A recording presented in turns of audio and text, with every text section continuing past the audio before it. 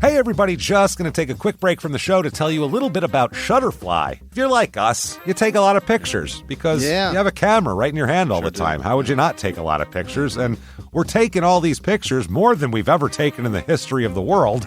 What are you going to do with them all? That's the thing. You used to get a solid picture, and then you'd look through them, and you could enjoy them. Now they're like back on your camera roll. You can't even find them. You don't want that. That's why the cool thing you need to do, and what I did, and I think it's pretty cool, is create a Shutterfly photo book. Oh. What I did, and you're going to enjoy this, Jimmy, because I haven't showed this to you yet, but took all of our pictures from being on tour this year. Oh. All live show pictures, us backstage, us on stage, doing all that stuff, and like some of the venues and things, and made a little photo book out of that. Also, they have free 24-hour designer service as well. With their 24-hour designer service, a professional designer is going to lay out the book for you for free in just a day. Make something that means something with Shutterfly. Enjoy 40% off orders over $29 with promo code SMALLTOWN. See site for promotional details. And now back to the show. Hey everybody, just going to take a quick break from the show to get you styled up with Stitch Fix. Shopping's hard. It's hard. With Stitch Fix, you get a stylist, though, who understands your style, your size, your budget, and they do all the shopping for you. Wow. This is excellent. Shopping, I'm telling you, shopping and figure out your style, it's overwhelming. Let somebody help you when it comes to getting dressed. We don't know what we're doing, so we let Stitch Fix help us out. A Stitch Fix stylist there. They know what works on us. We get the prices that make us look really good, and it feels good. You get some confidence boost walking around knowing that you're looking decent here. Oh, yeah. Yeah, we just give the stylist our sizes, style, budget preferences. We order boxes when we want, how we want, no subscription or any of that required. And they send called Just For Me pieces as well. Like, maybe you'd like this, and it's awesome. Outfit recommendations, styling tips. You keep what you love, you send back the rest. It's super easy. Yep. You can do it, and we are doing it because it's excellent. Personal styling for everyone. Get started today at stitchfix.com/STM. That's stitchfix.com/STM. Now back to the show. Did you know that parents rank financial literacy as the #1 most difficult life skill to teach? Meet Greenlight, the debit card and money app for families. With Greenlight, you can send money to kids quickly, set up chores, automate allowance, and keep an eye on your kids' spending with real-time notifications. Kids learn to earn, save, and spend wisely. And parents can rest easy knowing their kids are learning about money with guardrails in place. Try Greenlight risk-free today at greenlight.com/Wondery. Hey everybody, before we get started with the show, we want to suggest to you, maybe you want to see the show live. Live small town murders coming all over the country. That is gross, but it's happening. Absolutely, guys. Get out. LA on the 5th, then we go to San Diego, Sacramento, San Francisco, Portland, Seattle, Philly, Chicago, New York, and Nashville to close it out. There are some sold out shows. Portland is sold out. Seattle, first show is sold out. There's a second show there. Philadelphia, first show sold out. Second show at it, though. Chicago, New York, those are getting sold out very quickly. And we will not be adding as second shows because they're big venues. So get those tickets right now at shutupandgivememurder.com/live. Come see us at a live show, everybody. We promise it's so much fun. Can't wait to see you. Come out, tell us to shut up and give you murder. This week, we look at the small town of Edgewood, Kentucky, where years of lies finally exposes a heartless murder plot. Welcome to Small Town Murder.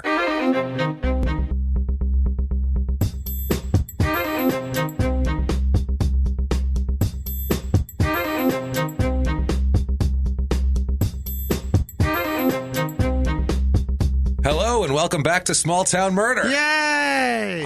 Yay indeed. Yay indeed, Jimmy. My name is James Pietragallo. I'm here with my co-host. I am Jimmy Whisman. Thank you, folks, so much for joining us this week. We're excited, as usual. Maybe extra excited, actually. We're coming off a live show, which was great. Thank you to everyone who came out to Phoenix. Shit. That was a great show. We had a great time.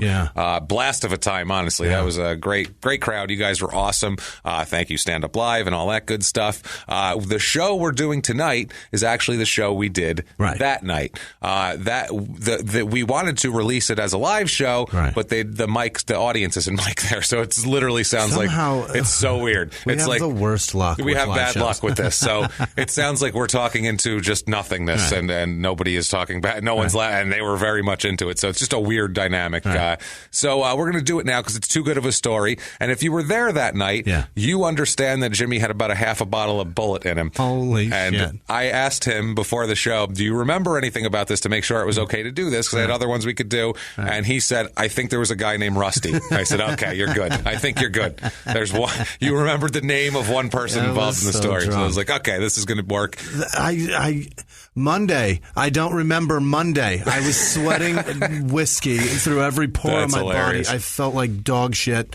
I'm never drinking again until the next live show. That's awesome. So and that'll be in L.A. April 5th. And if you were at the Phoenix show too, this is actually you're not going to hear the exact same thing because I have kind of rearranged the story a bit to tell it in a different way and added some more details. Fantastic. So that we don't have time for at a live show because they're about an hour 45, and we do a little longer than that here. Yeah. So we'll do that. And without further ado, though, we got to do the regular stuff here. Sure. iTunes reviews, huge. Thank you guys so much for those. We're over 12,000, and it's amazing.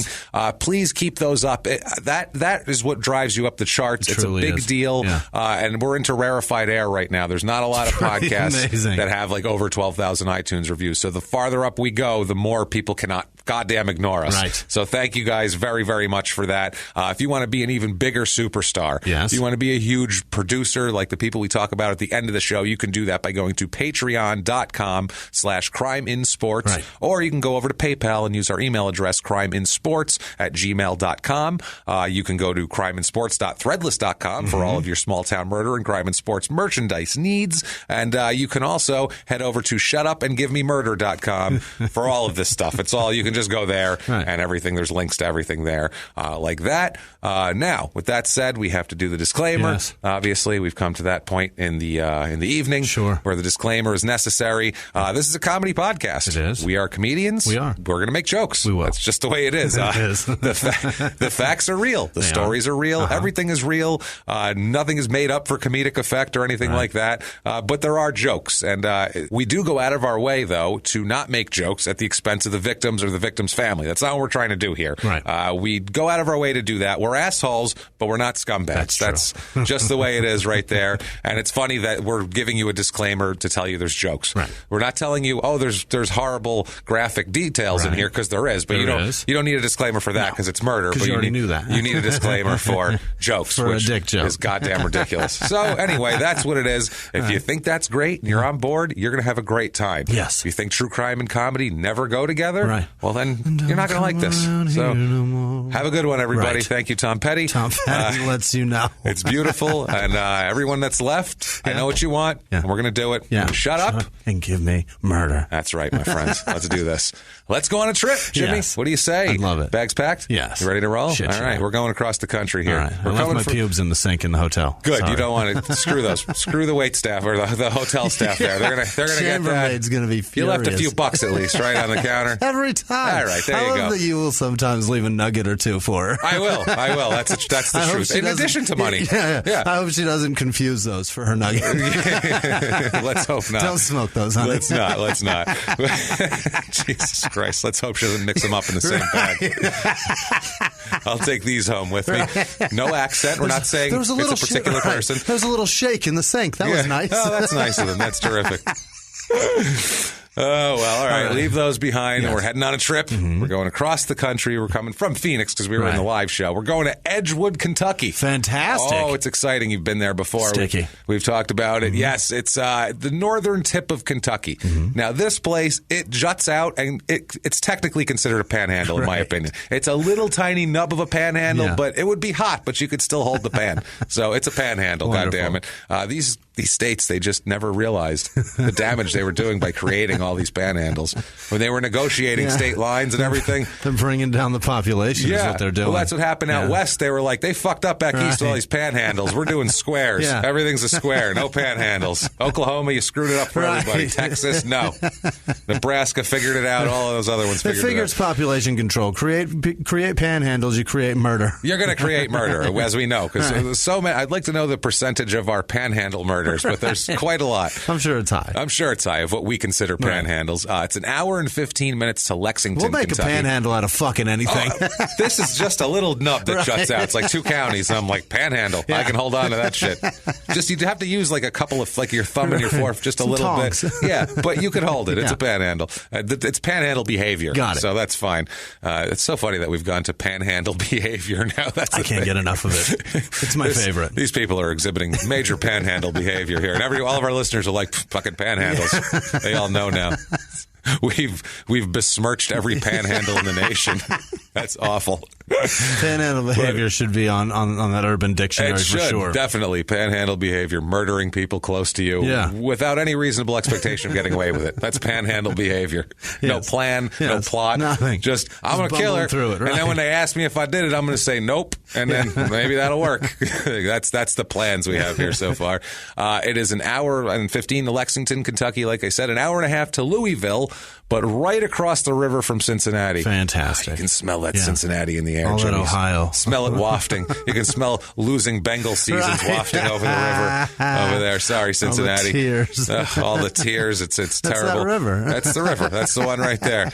It's in Kenton County. Yeah. And we'll explain why it's in Kenton County, the name of the county, because it's a guy's a complete maniac who it's named after. Okay. For once, it's not named after like an old Englishman who did some just hung out there or owned some land. It's named after a lunatic, which is that's why you got to love places like northern Kentucky. I like when it's just a normal dude that doesn't even live in the town. Like, just a dude that's in England, and they're like, "We'll name it after him." We'll name it after him. Have you ever met him? No, never, not at all. But I hear he's really good. I hear he's cool. Dude. So I'm going to name it after him. He's the Lord Fuckwit of whatever farm manor shithole we didn't want to be in. Yeah, so let's name it after him. Smart. Area code 41017 if you're getting mail from there. Zip code, I'm sorry, that's the zip code, not the area code. Area code. Well, that's a long area code. A long area code. You got a shitload of people. You really got to want it to call there. They're like, are you sure? Type 2 more numbers if you're sure you want that. Area code 859. Beware of Panhandle, Kentucky phone calls. Sure. 4.2 square miles, and it's all land, and it's weird because it's right near the river. So there's nothing from the river. No, we'll talk about how it happened. It was given land from Campbell County, and they gave them they were like, you can't have riverfront land. No, you're not. Not for you. That's what he's not really. Riverfront's for closers, fuckers. No, you don't get that. Sorry, you cannot have the riverfront. Every time I think of bodies of water with property near them, I'm reminded what you said about Adam Carolla's bit about it. The classier you get, the body of water gets larger. Yeah, that's true. Creek, river, that's the white trashiest you can be. You go to a lake, it's white trash still, but you might own a boat at that point. It's you might even only have a jet ski. You might only have a fishing boat. But then when still you got a lake. You get to the ocean, and then it's like, it's more wealthy. Rich people never say I'm going to the river. No, that is not ours. It's Adam Carolla's, and it's brilliant. He said it 20 years ago. Probably wouldn't remember it if you told him. Fucking incredible. But it's brilliant. I always remembered it. It's the most amazing thing ever. Years ago. Years ago. It's always somebody with a rat tail that's saying, we're going to the river today. Yeah, we're going to the creek. Why? Hang out, swim? Fish? I don't Maybe think so. we'll fish in it. Yeah. It's like 3 feet deep. Why? Yeah, and murky. Right. Don't go swimming in there. There's leeches. Oh, okay. Well, this is great. Thanks. It's terrific. Fucking leeches. Oh, it's hard. I just picture these poor people because it's like there's very little land between the town and the river. Yeah. I just picture them standing at a big the wall, edge of town. looking over it's water. We can see the water. It's right there, but we can't get to it. We wish we could ship our goods. Right. We can't though. The motto in this town is just lousy with mottos. Yeah. They love it here. The motto in this town in a very terrible, pixelated, awful logo that they've made for themselves. Yeah. It looks like shit. It doesn't look like a child made it because a child can make a good logo now. Right. Children are great on the computer. It looks looks like someone's 75-year-old aunt made it. In MS Paint? Aunt Marjorie will, yeah, exactly, from 97. Aunt Marjorie, will you go on your computer? Right. Do you have any programs that just whip us up a logo? She's like, okay, dear. And Just blast it together. she wiped the dust off the top of her Dell she got in 2002 and pressed the button. She's like, what the fuck? Get fired up. I have paint on here. That's fine. So, and their motto is, quote, where every day is a walk in the park. Oh, boy. Wow. They're really trying to sell something. They paid money for that, mind you. Walk in the park. So walk in the park. They paid money for that. That's on the logo itself. Yeah. And then this is hilarious because they have on their website, this is like a foreigner wrote their website. Like they gave him the instructions. Write this down, and he wrote the instructions of what to write, not just what to write, like how to write it, like an actor doing stage direction. Right. Like, how dare you, walks off stage. Right. Like he's doing that sort of shit. Like the way our ads are written. Kind of, yeah. Like the way our call to action, copy. Right? Jesus Christ, call to action. Right. Do not read verbatim. I want to read that verbatim. Do one not time. disparage competitors. I did not. Never say undies in this ad. Never. How dare you? Words to not say. Don't disparage Stop the it. post We office. Don't talk shit about. That's the honest one we've ever got. Don't talk shit about the post office. Right. Why? They're federal. Who cares? They'll kill us. Fuck the post office. We can't say that in the ad, but we can Right. say it here. Fuck the post office. So anyway, I don't know. Post office is fine. I think we can say that. Yeah, it's fine. The post. I have nothing against the post office. don't. Anybody you could Just just don't want to wait in line there. give like 50 cents and they'll take something across the country for you. That's amazing. That's a pretty good deal, That's I think. a pretty fucking sweet gig. We've done that pretty well. So on the site, it says, quote, In an airplane, James. Yeah. They will put that thing on an airplane fly it there for for a you. 50-cent seat. Yeah. It's got it. No problem. It says, quote, welcome to the City of Edgewood website, where our branding phrase is, where every day is a walk in the park. Oh, boy. I don't think that's what they meant to have on their website. Whoops. Where our branding phrase is, Right. they said, hey, Vishnu, put the branding phrase on. And then, okay, and he put it on. They want the branding. And they just typed it in there. They Come just to hired. here where our branding phrase is. Yeah, they just hired some Indian intern who just moved here. They He's went on going to school. Fiverr.com. He just learned English like 3. Yeah, that's what it was. Fiverr. He's like, I'll do the work, and he's happy to do it. It's like ridiculous. I got an email from somebody from Fiverr the other day that said, well, you pay me $5, I refuse. I don't know. How do you know what his I don't know accent why I'm was doing over an that. email? You have no idea. I don't know what I'm doing. I know. He said, pay me $5, I'll review your podcast. I was like, how about you listen to my podcast and do what we tell you to do? Yeah, for free, dickhead. We're fine. Thank you. I'm not going to pay you $5, you fuck. Jesus Christ. Imagine if we paid Don't shake $5. me down. Yeah, that's a lot of money. Good, but we'd be fucked. We would have needed Audio Boom to fucking pay us. We'd be 60 grand in the hole right now, which is more than we've made off the goddamn Right. show, sadly enough. Because Audio Boom owes us money, you cocksuckers. Fuckers. We know you. You can wait till the end of the show, by the way. I have... James will tell you all about it. We'll tell you all about that if you want to hear some salty language. That's where you do. And also, geez, another thing here. It sounds like the foreigner wrote it. This does not sound right. It also says, quote, if you ever have the opportunity to visit the city of Edgewood, you will see and enjoy our many amenities. Yes. They said, tell them about the many amenities they can see and enjoy. And he goes, they will see and enjoy many amenities. There, branding phrase, done. Pay me Click. $5 more. $5, it's done. Okay. Next task, $5. They got it, and they're like, that's all the budget was. We can't have anybody fix. Do you know how to $10, we're fix? done. Do you know HTML? I don't know any of this. I don't know how to delete. I don't know how to do this. How do you delete it? It's fine. Is I there a guess. password? No Do we one have goes, to get in? No one goes to this fucking thing anyway. Who cares? So, history was established in 1840. Like we said, Kenton County was by land given from Campbell County. Now, it's named in honor of Simon Kenton is the guy's name. He's a pioneer from Kentucky. He was a famous frontiersman and a soldier in West Virginia, Kentucky, and Ohio. Oh. But that was after he did some stupid shit, which is hilarious. He did something so stupid that I don't care what he does later on. I don't care if he cured cancer. You can't name a town after this moron for what he did. Okay? First of all, too, he's a friend of Daniel Boone. Like, they hang out. Him and Boone are chilling. If you see this guy, too, as you saw him at the live show, the picture, he looks like a... Did I see him? Yeah, well, I don't know if you remember seeing him, but he looks like a... Oh, I remember. Kind of I'm pasty. picturing. I'm picturing him right now. He looks like an old woman. Yeah, basically. with a pointy nose. He looks like an old woman that cut her hair short and a fit of rage. That's what it looks like. Like, the dog shit scissors? Yeah, it's the dog shit scissors that my grandmother used to trim our hair with.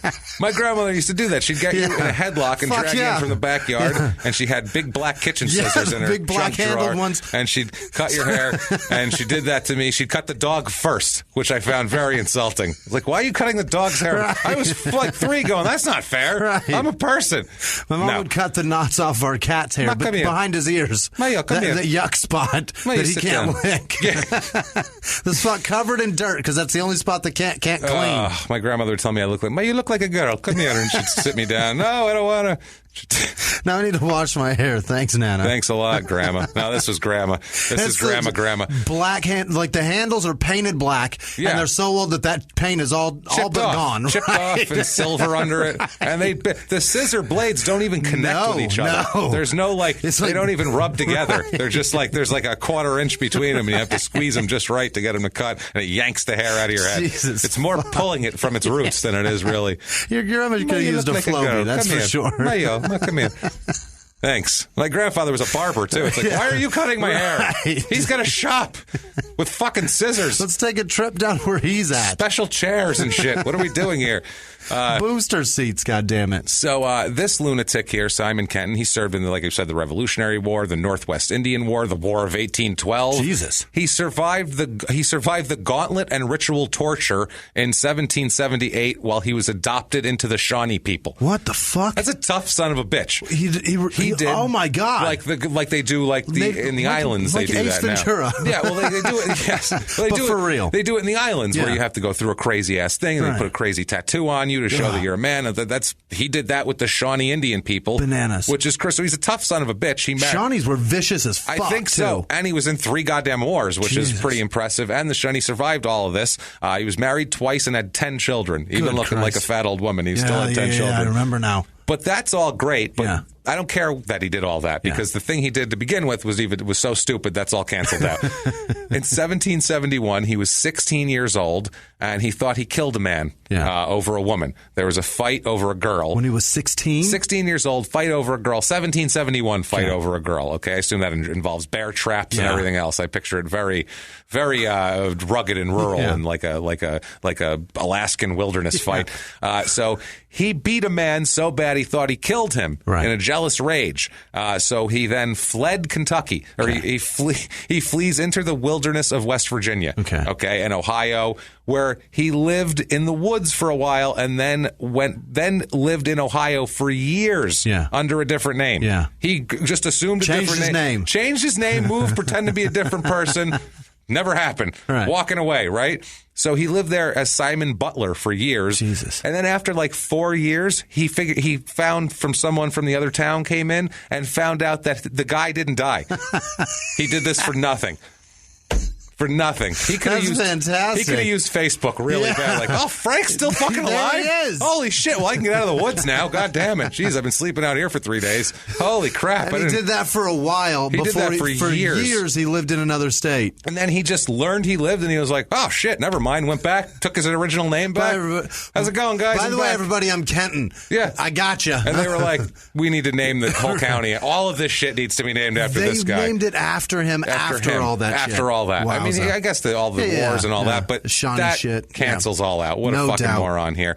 Complete idiot. This area, the 3 northernmost counties here in that kind of that panhandle of Kentucky area, northern tiny panhandle. A lot of German and Irish people there, mainly hardy, stout people doing field work not field work, groundwork, the mines into different countries. Eating a lot of sour food. Also, everything is pickled. So it's awful.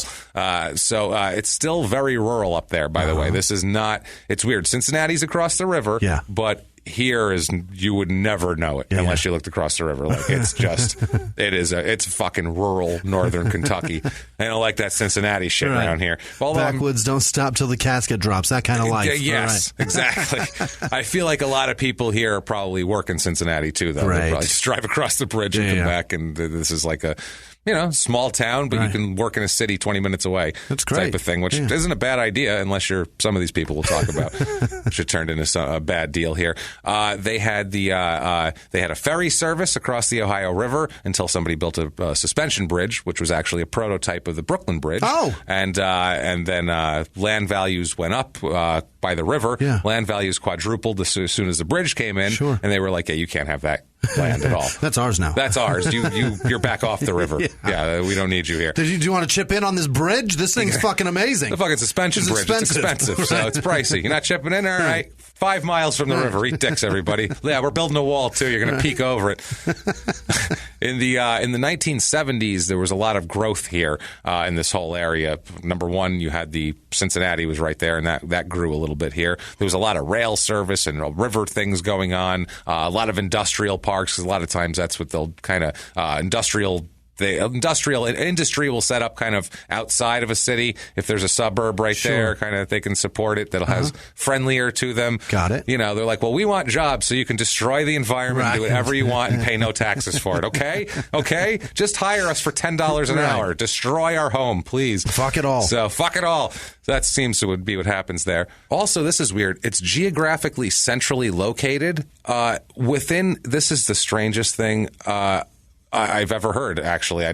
Within 800 miles of here, 80% of the U.S. population lives within 800 miles of here in any direction. Wow. How weird is that? 80%? 80%. And if you look at it, within 800 miles, you'd snag Chicago, you'd snag New York, you'd snag Detroit, Baltimore, D.C., Philly, Pittsburgh, all of these, Atlanta probably, all encompassed in a circle. I'll bet you smack all kinds of big-ass cities. St. Louis. Everything but West Coast, basically. That's why you're 80%. But that's I never... Wow. So that's why it's a huge deal for distribution centers there. Okay. There's a ton of distribution centers there. And, any direction you go within 800 miles, you're hitting 80%, a huge city. 80% of the country lives within 800 miles of them. So distribution-wise, that's why I'll bet Miami's even within there. Maybe. That's possible. Bet it is. I'm not sure, but it's possible. That's crazy. I mean, it's interesting. There's a haunted place here, and this is goddamn hilarious. This is the best haunted place ever. What is it? A phantom police officer in a 1950s police car haunts Narrows Road, locals say, pulling over living drivers. Get the fuck out of here.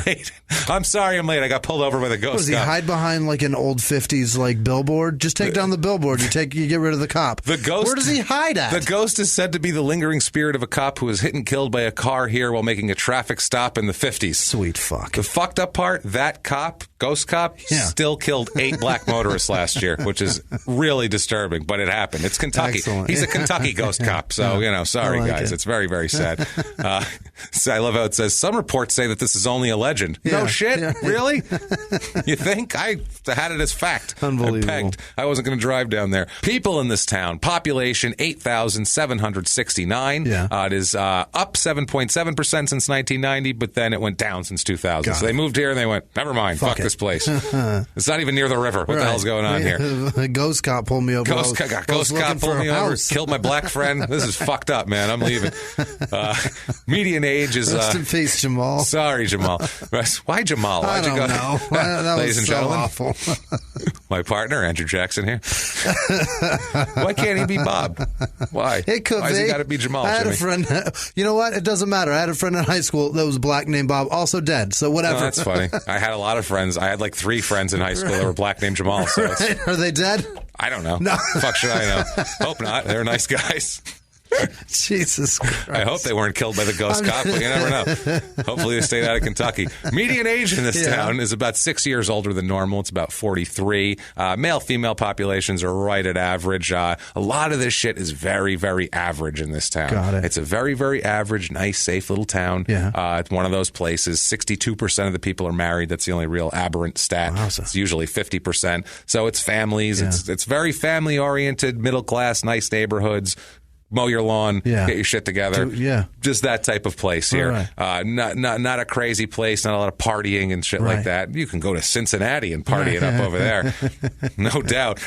Race and religion of this town, race 98.78% white. Jesus. That is excessively white. That's insanely white. You like Cincinnati? That's a lot Hate of black white. people? Edgewood, Kentucky. I think that's what it is. I swear to Christ, that's what it feels like. You can walk in our parks. We said so. Yeah, it's fine. It's super weird. 0.14% black. Right. That's dropping by the day with the ghost cop wandering around, so you got to be careful there. Slowing them down. Yeah, 0.70% Asian. Okay. So, I don't know, a few Asian people there, not too many. 0.12% Hispanic. So it is not very Hispanic at all. It is just white. It's Fucking very white. wow. 49% of the people are religious in this town, which is right on average. 26.89% are Catholic. I don't know how that works. That's interesting. Last time when we did Kentucky, I believe we had like no Catholics in the entire place. So that's a town-to-town thing. Yeah, it's very, very strange here. 0.0% Jewish, obviously. 0.13% Muslim. So there's the same amount, basically, of Muslims as black people in this town, which is...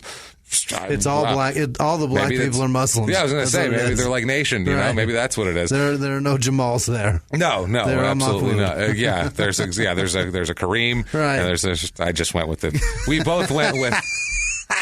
You went with Chris Jackson, and I went with Kareem Abdul-Jabbar. We went with Lou Alcindor. We both went with basketball players who changed their name to Muslim names. That's pathetic. Ladies and gentlemen, we're both Andrew Jackson. We suck. Jesus Christ. All right. Fine. That's awesome. 36% Democrat, 61% Republican in this town.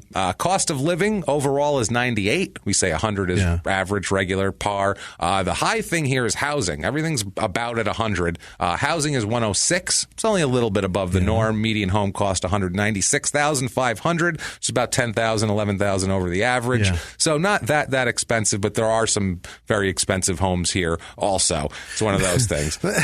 There's like a lot in the 150 to 300,000, and then there's a bunch that are like $500,000 up. So it's I see myself being already old in that when the house my mom bought was $87,000, and that 1992 in Phoenix. There's nothing here. But every time I hear anything more than that, that's your standard of a house. Away. 26 years ago, before a city I'm a blew fucking up. idiot. That's why it was like a 3-bedroom, 1,500 square foot block house. 28. No, 1,800. No, 23. I don't.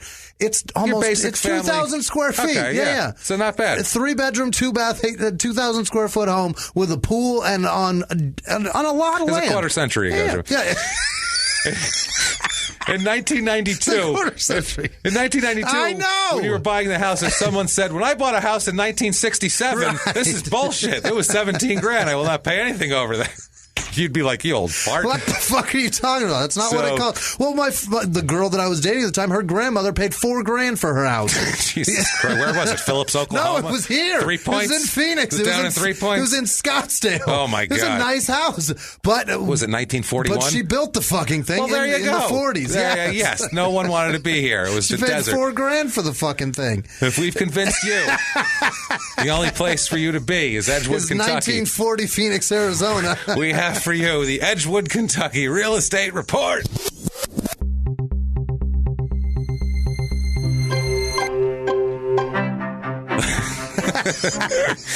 We have a 2-bedroom apartment on the average of $720 here, so that's cheaper than the norm. It's about $400 cheaper than the norm. So that looks like the more economical way to go is to rent here. 3-bedroom, 2-bath house, 1,100 square feet. Not that impressive. Nothing. Needs some work on the inside. $179,900. So not that great. For 1,000 square feet. It's a small little brick house. It's like a starter home or whatever, but it's tiny. 1,100 square feet. You're not going to want to have 3-4 kids in there. No. They're going to be on top of you. Have a 4-bedroom, 3-bath, 1,500 square foot house for $200,000. Okay. That one's nice too. Needs a little inside work. Outside, very nice, except for the outside. There is an above ground pool, so you want to.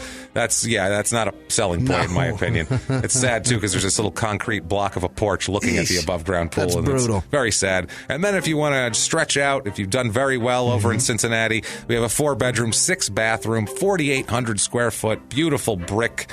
Just beautiful mansion for $699,900. Things to do. Wow.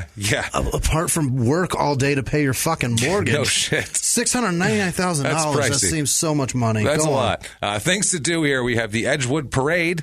Takes place in October, 9:30 a.m. Always a goddamn parade. Always a parade. Got to get everybody together. Everyone lines up at the Kmart. And they march all the way to the Dixie Highway. So do that. That's how they get people out of town. That's right. And Elaine and the Biscaynes are playing at 7 p.m. So we have that. Wine glass painting class.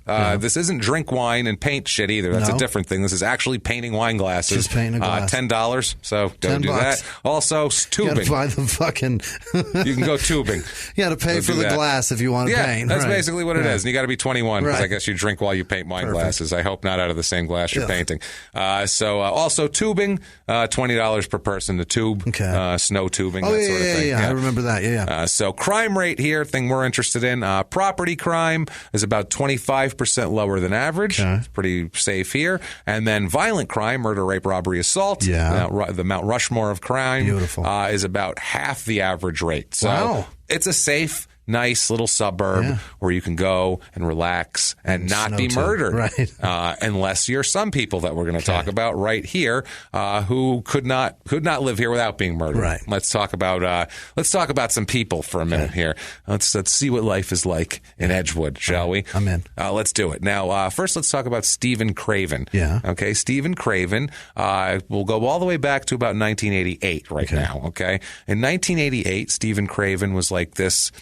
He's this upstanding kind of a guy. He comes from a good family. Yeah. He's a very kind of a square white dude. Sure. He joins the Coast Guard to become a pilot. I like it. Which to become a pilot, you have to have your shit together. Like it's funny because like a lot of times in the military, if you're a narcissist, they put you in the pilot program. Right. Like what would disqualify you for most things, they're like, oh no, he's an asshole, make him a pilot.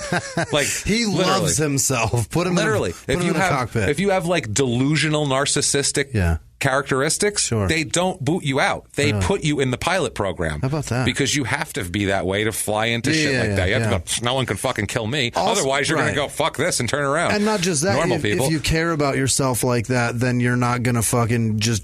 Well, it's just driving into the ground. You know what I mean? They found that people who don't have that turn around when shit's going to happen because they're like, well, I'm going to get killed here. Whereas those guys are like, no one can kill me. I'm amazing. Like I'm just flying right into that. So as they get shot down, they're like, that's all right. At least he did it. So that's literally what they do for pilots. Like if you're too normal, they don't like you to be a pilot. Right. I don't know in the Coast Guard because they're just kind of patrolling back and forth. Yeah. But I know like in Navy, like if they're looking for like... Coast Guard also, they go save people water rescue. Oh, yeah, they do. Yeah. But I mean like they're not getting in dog fights with Korean fucking, that's whatever. You're not looking for Russian MiGs. It's not Top Gun is what I'm getting at. Yeah.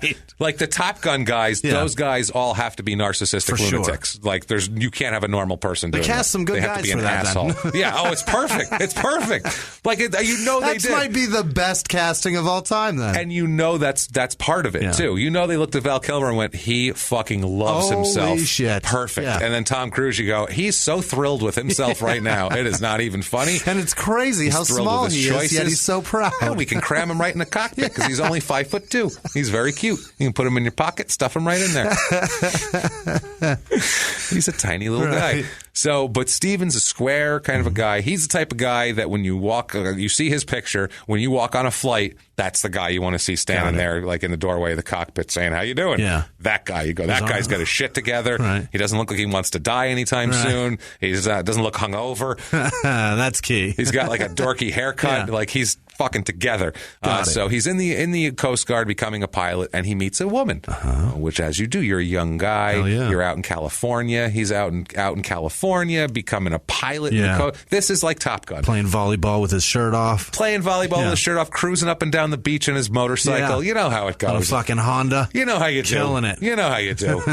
There's the instructors. All the instructors are beautiful women that live on the beach. Shit, yeah. And you go over and they make you dinner and you have sex with them. It's fantastic. Knock on the door and they're pantsless somehow, and they say they'll make you dinner. Right now, there's hundreds of people turning off the podcast and running to sign up for the Coast Guard. They're like, this sounds fucking great. Oh, my God. Pantsless hot chick on the beach. There's pantsless hot beach chicks here? This is fantastic. Begging to make you dinner. I get a motorcycle? Right. Okay. After you've turned down your second round of volleyball because... I get dinner and sex? And I get to play shirtless volleyball? I don't really want to play shirtless volleyball. Do I have to play shirtless volleyball? Is that part of it? That's the weirdest part of that movie is that he pops over to that girl's house and then then she goes, he goes, get in the shower. Yeah, I'm going to use your shower. What? Huh? Oh, excuse me?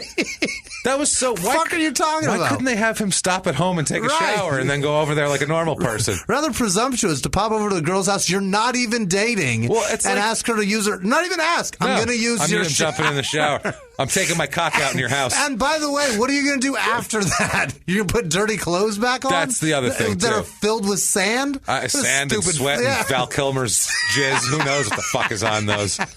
Who knows what's on them, damn it. What a stupid fucking plot point. It's a very simple... It's like they had to show that she's so important to him that he's going to interrupt his precious volleyball game, but not important enough to shower before he goes over there. Right. Jump in the ocean. Something. I don't fucking know. You're right by the beach. Don't go over there sweaty. You scumbag Bring your asshole. salty, sandy dick over there. Ah, Jesus Horrible. Christ. So Stephen Craven and his salty, sandy dick, he goes from a volleyball game... And he meets his... so fucking ridiculous. He meets a young lady. Yeah. He meets Adele Vicuna. Mm-hmm. She is she lives in Long Beach. So it's a local girl. She is... It's funny, too. She's like 4'10". Yeah. She's like a smaller kind of a girl. Yeah. He's going out with Adele. Yeah. His family does not approve of this, apparently. Right. Neither does hers. Okay. This is neither family's into this. This is a Romeo and Juliet situation. Yeah. She is Hispanic from Long Beach. Her family doesn't like this white guy she brought home, and his family's like, "Where'd you get the fucking, where'd you get her from? Right. What barrio'd you fucking dig her out of?" Because they're assholes too. So everyone's assholes. No one wants these people to be together. Which in the end they were probably right, but for the wrong reasons that they thought, not because of their backgrounds, because they end up. We'll find out. At odds. We'll find out what happens here. Adele is from, I think her dad's a mechanic. She's from Long Beach. Very working class type of, lower middle class type of upbringing. Dodgers fans. Well, yeah, exactly. Raiders hats, that sort of thing. Yeah. Picture her brothers own lots of Raiders memorabilia. Yes. Whereas Steven's family owns no Raiders memorabilia whatsoever. And they went to a Dodger game once and found a little Mexican for them. And they left. So they left in the third inning. So, they said it's a little Jose-y down there, if you know what I mean. That was their lots of cousins or some shit like that. Yeah. So they meet and they fall in love. Yeah. And they imagine it. They're having a Top Gun, except, he's got to go to her parents' house and do this and like hide from her brothers and father. Yeah. It's a little different than the Kelly McGillis situation, but still, it's romantic. Yeah. They're like 20 years old and he's a pilot and it's nice. It's a nice story, you figure. At minimum, it's fucking storybook. It is. One way or another. While he's becoming a pilot, she is going through mortician school. Oh, boy. So that's what you want. So that's weird. His family's like, so you found a Mexican chick who's a mortician. Right. That's who you found. Right. Okay. They're like, great. That's just what we had in mind for you. You watched a lot of Addams Family growing up. Yeah. What is going on here with you? They don't like that. And her family just doesn't want her to marry a white dude. Right. It's just like, I don't like that guy. And fine, whatever. They're on both sides. Who cares? His name's Steve. What the fuck? Stephen Craven. How much whiter could you find? Stephen Craven. But she ends up, she really falls hard for Stephen. Yeah. And they become very quickly an item, and they end up, after only about 6 months of being together, they end up secretly marrying in 1989 out in Long Beach, which is secret marriage. That's some romantic shit right there, isn't it? Mysterious. Yeah, it's mysterious. It's nice. So they must have been very excited about that. Had some very, very hot, steamy, sandy beach sex. I feel like it would have been very gross. In a pickup truck, infections all around. Just awful. People getting bit by things. Right. Not a great scenario for anybody. But they seem to like it. Yeah. While this is going on, he's trying to get a job as a pilot for an airline. That's his goal here. And she is, I guess, trying to get a job as a mortician for a while until about 1992. Stephen gets a job with Delta Airlines as a pilot. Got it. So this is, for him, he's super excited. This is his life's dream. He did the Coast Guard. Now he's here. Right. It's working out. He's got the girl that he wants here. Great. Life is good for this guy right here. Life is good. She's happy with it, too. She becomes kind of a housewife in this scenario, kind of a stay-at-home. They end up having a child the next year. But in 1992, when he gets the job, they move to Kentucky. They move to the Edgewood area, and that's where we end up here. Got it. That's why they end up there from California. Which, fucking wow. What a culture shock for her. Yeah. Going from Long Beach and Dodger games to Edgewood, Kentucky. To nothing. That had to be an odd, wow, that's just harsh, really different environment, I would imagine, for you. First of all, just going from Long Beach, whatever you want to say about Long Beach, it's still beautiful. Still LA. It's still beautiful out there. You're still near the ocean. Right. You know what I mean? These guys are like, we can't even get to this town, isn't even by the river. Right. We can't even get to the fucking river, and I'm from a town called Long Beach. Right. No, you can't get me even close to a shit river that would catch on fire if I threw a match on it, because it's so fucking polluted. So, yeah, that's where we're at there. In 1993, they have a son named Daniel. Okay. So they have a son, so they're starting their family. Yeah.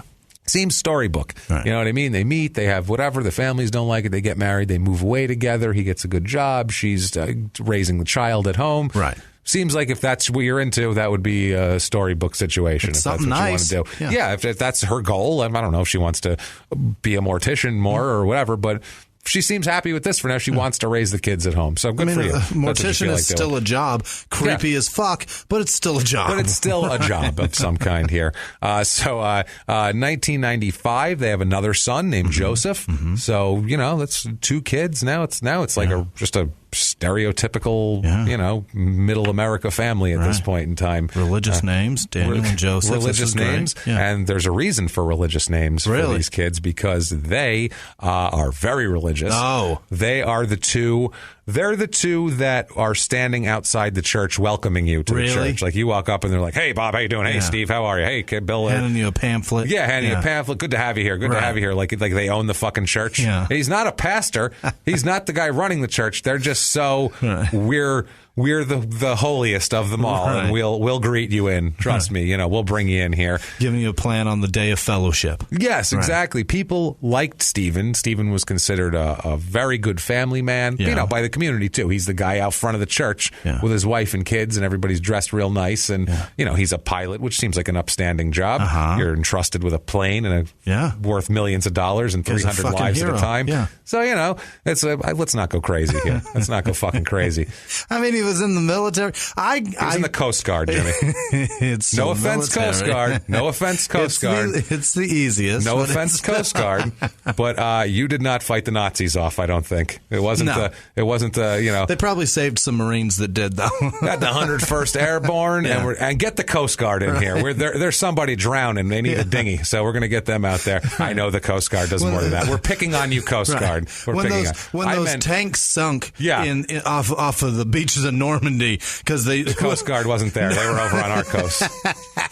They weren't there at all. They were like, I hear the coasts are fucked up over there. I don't know. Our coasts are clear. I'll be in Miami.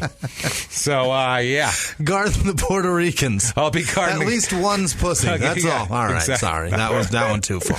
No, but they're, I meant to, when you said hero, I was thinking of a Delta airline pilot. I'm like, I still call that guy a hero more than I call a doctor who's just, I think I've said it on here before, they're entrusted with a few lives a day. Yeah. A pilot has hundreds all day. But none of them are sick. They just have to get them there and land them. And if they drop dead afterwards, that's not their fucking problem. But they just have to keep them alive. It's different. It's pretty amazing. I'm more impressed by them. By a pilot? Yeah. I'm not impressed by you. I'm more impressed by a guy who drives an 18-wheeler. That seems much harder. I've been on a plane and I've seen an 18-wheeler. Safe all day too. Not only that, I watch an 18-wheeler back into a parking space. Watch that. That's harder than anything that a fucking pilot does. I've been on a plane. But at least they back straight out. They drive fast. They fly straight. They fucking land. One mistake and all of that doesn't happen, though. That's true. But don't make a fucking mistake. You have 2 jobs. You sit there the rest of the time. I know what autopilot is, motherfucker. You are there. You work. That's true. 10% of the time you're on the clock. Anytime that plane feels unsteady, it's because autopilot was turned off. They're like, what happened? Oh, shit. Just click the button again. A human's in control we of it. know nothing about flying planes. That's why it feels. We're just talking shit. We know nothing about flying planes. I'm sure it's very difficult. Planes are always, they fucking go straight for about 80% of the time. That 10% on the front and 10% on the back, that's when the fucking human is actually doing something. And it feels like shit. A trucker has to deal with traffic and shit like that. There's no traffic in the sky. You're just flying. You're flying straight with nobody up there. There's literally people going, stay away from him. You get in this lane and you get in that lane because we can't have anyone around anybody. Like, whereas a truck driver, they have to deal with assholes cutting them off and everything else. Fuck that. And like I said, I back an 18-wheeler up. That's a magic trick to me. That is magic. You could cure cancer in front of me and back up an 18-wheeler, and I'd be like, fuck that guy. The 18-wheeler guy is amazing. The 18-wheeler, though, they're a lot easier to back up than a little fucking lawn trailer. Have you ever? They are. Those are I can't. That short wheelbase. I'll snap it right off. Any little movement of that steering wheel, and it's all fucked. It's gone. Yeah, you're done with that shit. An 18-wheeler takes a lot to move that thing out of the path. It does. But shit, man, it's difficult. It's still impressive, but it's impressive on both counts here. So everybody looks up to him. He's considered a role model in the town. People are like, oh yeah, you want their kids to grow up like him, which he's got his like shit together. Dork, but still, that's fine. You want to have your kid grow up to be a nice guy. That's hang out in front of the Vineyard Christian Church, which is where they hang out in front of. That's what they're doing here. She's a stay-at-home mom. They're just picturesque, and everyone from the outside feels like everything is perfect for them. However, there are some things that aren't perfect on the inside, if you know the marriage, as usually is the case, especially in the perfect marriages. Stephen was also very controlling of Adele in certain aspects. Didn't want her to have a phone. Didn't want her to have her own cell phone. That's not good. In the 90s, it was not everyone had a cell phone anyway. In the late 90s, but still, like, didn't want her to have one. Would do things like complain about her spending habits and things like that. Complain about her spending money, which is that's kind of typical marriage shit. Also, would complain about her weight all the time. Oh boy, which isn't nice. No. It's for stupid. She's got 2 kids. That's what happens. Yeah, and even if she didn't have 2 kids, it doesn't fucking matter. You married her, so that's what you got now. Yeah, so but fucking live with it. Yeah, I don't know that's what happens. Yeah. I mean, and she's Spanish. What do you expect? You married a 4'10" Hispanic girl. What did you expect? She was going to be svelte for her whole fucking life? No offense, but when we said that at the live crowd, and 45 Hispanic women cheered because they went, "Yes, you're right." Everyone was silent, and then they cheered, and I went, "See, we're right." And they were like, "Yeah, actually, you are right." I knocked one up twice. I know what happens. It's the truth. It's not mutually exclusive to Spanish women, but it's pretty fucking common. And she's not, and we'll say this too. Dudes get fat without having kids. Fuck yeah. So they just have fat sitting there. So we're not taking any shots at any gender on this one. This is just whatever. And the thing is too, she's not even fat too. Right. That's the thing. It's not like she's going 300 pounds here. She's 4'10". She weighs 125 pounds. Jesus. She's not fat at all. Like, just come on. Be happy you got a nice wife who wants to fucking. Give credit where it's due. Yeah. You're a dork. Be happy. She'll fuck you to begin with. Twice at least. Yeah. And I assume more on the beach. Lots of dirty beach sand. So much of it. They end up, she just found him in every way inflexible and not, just very too stiff for her and too controlling of everything in the house and the money, and she felt like everything she did was going to be critiqued. Sure. If I eat this, he's going to say I'm fat. Right. It's one of those things, which that's a shit way to live. Nobody needs to live like that. Right. So rather than she's probably eating like what she's used to eating at home, like her comfort foods, like Spanish foods, are not necessarily healthy. No, she's going to have to cook it for herself in Kentucky in the 90s, though. I don't know where she's going to get any of that shit. Where she's going to find the carne? There's probably not going to be a lot of that shit around. The carnicia around here anywhere? Pardon? Carnice? I don't know what the fuck you talking. There's a Piggly Wiggly down there. We got burgoo. You can buy little packages of them Carl Budding lunch meat. It's about 79 cents each. We're not sure it's meat, but it looks pretty good. It says it. Roll that up in a tortilla, and you got yourself something there. There you go. It's a little roll up. There you go there, Speedy Gonzalez. You have a good one. And they tap her on the ass, and she walks out like, where am I? Have one of those, I guess it's meat roll up. Yeah, you can do that. It's fine. It's fine. But he makes an effort. They're making an effort rather than just get divorced. She complains to him and he says, okay, we'll go to counseling. Yeah. So he goes to counseling. They go together. He is 100% into the counseling. Mm-hmm. He's trying very hard. Yeah. He tries to make a change. Yeah. I don't know if he does or not. Mm-hmm. But we never know what happens on the inside of a marriage that closely. But outwardly, he seems to make changes. That's nice. People say, like, that know the couple and spend time with them, that his demeanor is much more friendly around her. Yeah. That sort of thing. He even, next to his bed, he keeps a binder with goals written down. And that's the kind of guy we're dealing with here. Jesus. A guy with a goal binder. You have a goal binder, Jimmy? I don't. No. I don't have one of those. I don't even have goals in my head. Yeah. Never mind in a fucking binder. I'm like, I don't know. Don't die today. That's my goal. So, I got a goal of $3 million one day. Yeah, that'd be nice. That'd be a good goal. There'll be a lot of empty space in that binder. Well, he's filling it in with all sorts of shit, this guy. He's got different goals. He's got like career goals. Yeah. He's got goals as a father. He's got goals as a husband, all written in here. Nice. In different pages, different columns. He's very well organized, as you would hope. You would hope from a pilot and a fucking dork. Right. I want my pilot to be a dork. Yeah. I want him to be a dork and a square. He's so good at it. Check all the gauges, make sure everything's good, land me safely. Right. I don't need any fancy shit. Press the right buttons. Yeah, nothing fancy. No. You don't need to fly upside down and give anybody the finger. We're not going crazy here. I don't need the ass end of the plane wiggling. Nope, let's get waving at other planes as you go by. That's right. I'm good. Man. Just fly it fucking straight. So in his book, under husband, he wrote this in there, quote, lift and compliment Adele. Her love and partnership make her the most important person in my life. Encourage her growth and independence. Provide Adele the security of unconditional love. Always be courteous and seek her wise counsel. Engage Adele in every level of planning. So these are his husband goals based on counseling. And so you can tell he's trying. At least he wrote it down, and that's something. I don't fucking know. I mean, he's not beating her or anything, so it's like whatever. But he's trying at least. I bet he wrote lift if you can. Nope, it's scribbled out. Nope, sorry, never mind. Damn it.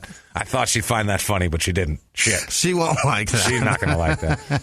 So anyway, this all seems to be going well. They're going to counseling. Everybody on the outside seems to think that, okay, everything's fine. Her family had been talking to her about them going to counseling and that sort of thing. And everything's fine through the spring of 2000. Okay, we'll go all the way up to the spring of 2000. They're going to counseling. They're working it out. Then we're going to jump ahead a little bit here. We're going to jump around a little bit. July 12th, 2000. Okay, this is spring of 2000. He writes all that in the notebook and whatever. They're making an effort at counseling. July 12th, 2000 at 8:30 p.m. Okay, Adele comes home. She's been gone shopping with her two kids. She comes home. It's about 8:30 p.m. and she sees her front door is open at her house. Wide open, not unlocked. It was she pulled in the driveway. The front door is wide open, which obviously isn't normal. So she freaks out a little bit. She thinks her home is being burglarized because her front door is wide open. So she doesn't know if there's anyone in there, if there's a burglar. She takes her two kids and they go to a neighbor's house, which seems like the smart move. Maybe if her husband let her have a cell phone, she could have called the cops. She could have called the cops from there rather than the neighbor's house. But hey, if you're going to control somebody like that, they're not going to be able to call the cops. She doesn't have the phone. Neighbor's house is the right place. Neighbor's house is the right place to go, and it's probably safe anyway. Get out of the way. Of people. You never know. Get out of there. Safety in numbers. Safety in numbers. Yeah, the guy's not going to come up to 8 people in a house and try to fucking rob it. I don't think, or kidnap people. That'd be a ballsy burglar, a really bad one. I was just stealing jewelry, and then I saw all of you over here, so I saw figured the lights were on. I figured I'd come over, kidnap a couple of you. You look good, and how about you, Shorty? Let's go. You look short. You're a little fat, but I'll take you. That's all right. You're plump, but that's fine. You don't know anything about embalming or anything like that, do you? Oh, my God. It's a match made in heaven. Right. So she goes to the police. She calls 911. She tells the police she came home shopping with the kids and the door is open. They said, maybe it's your husband. Do you have a husband that lives with you? Yes, maybe it's him. And she said, no, it's definitely not him. He's in New York. He had a flight to New York, so he's not here.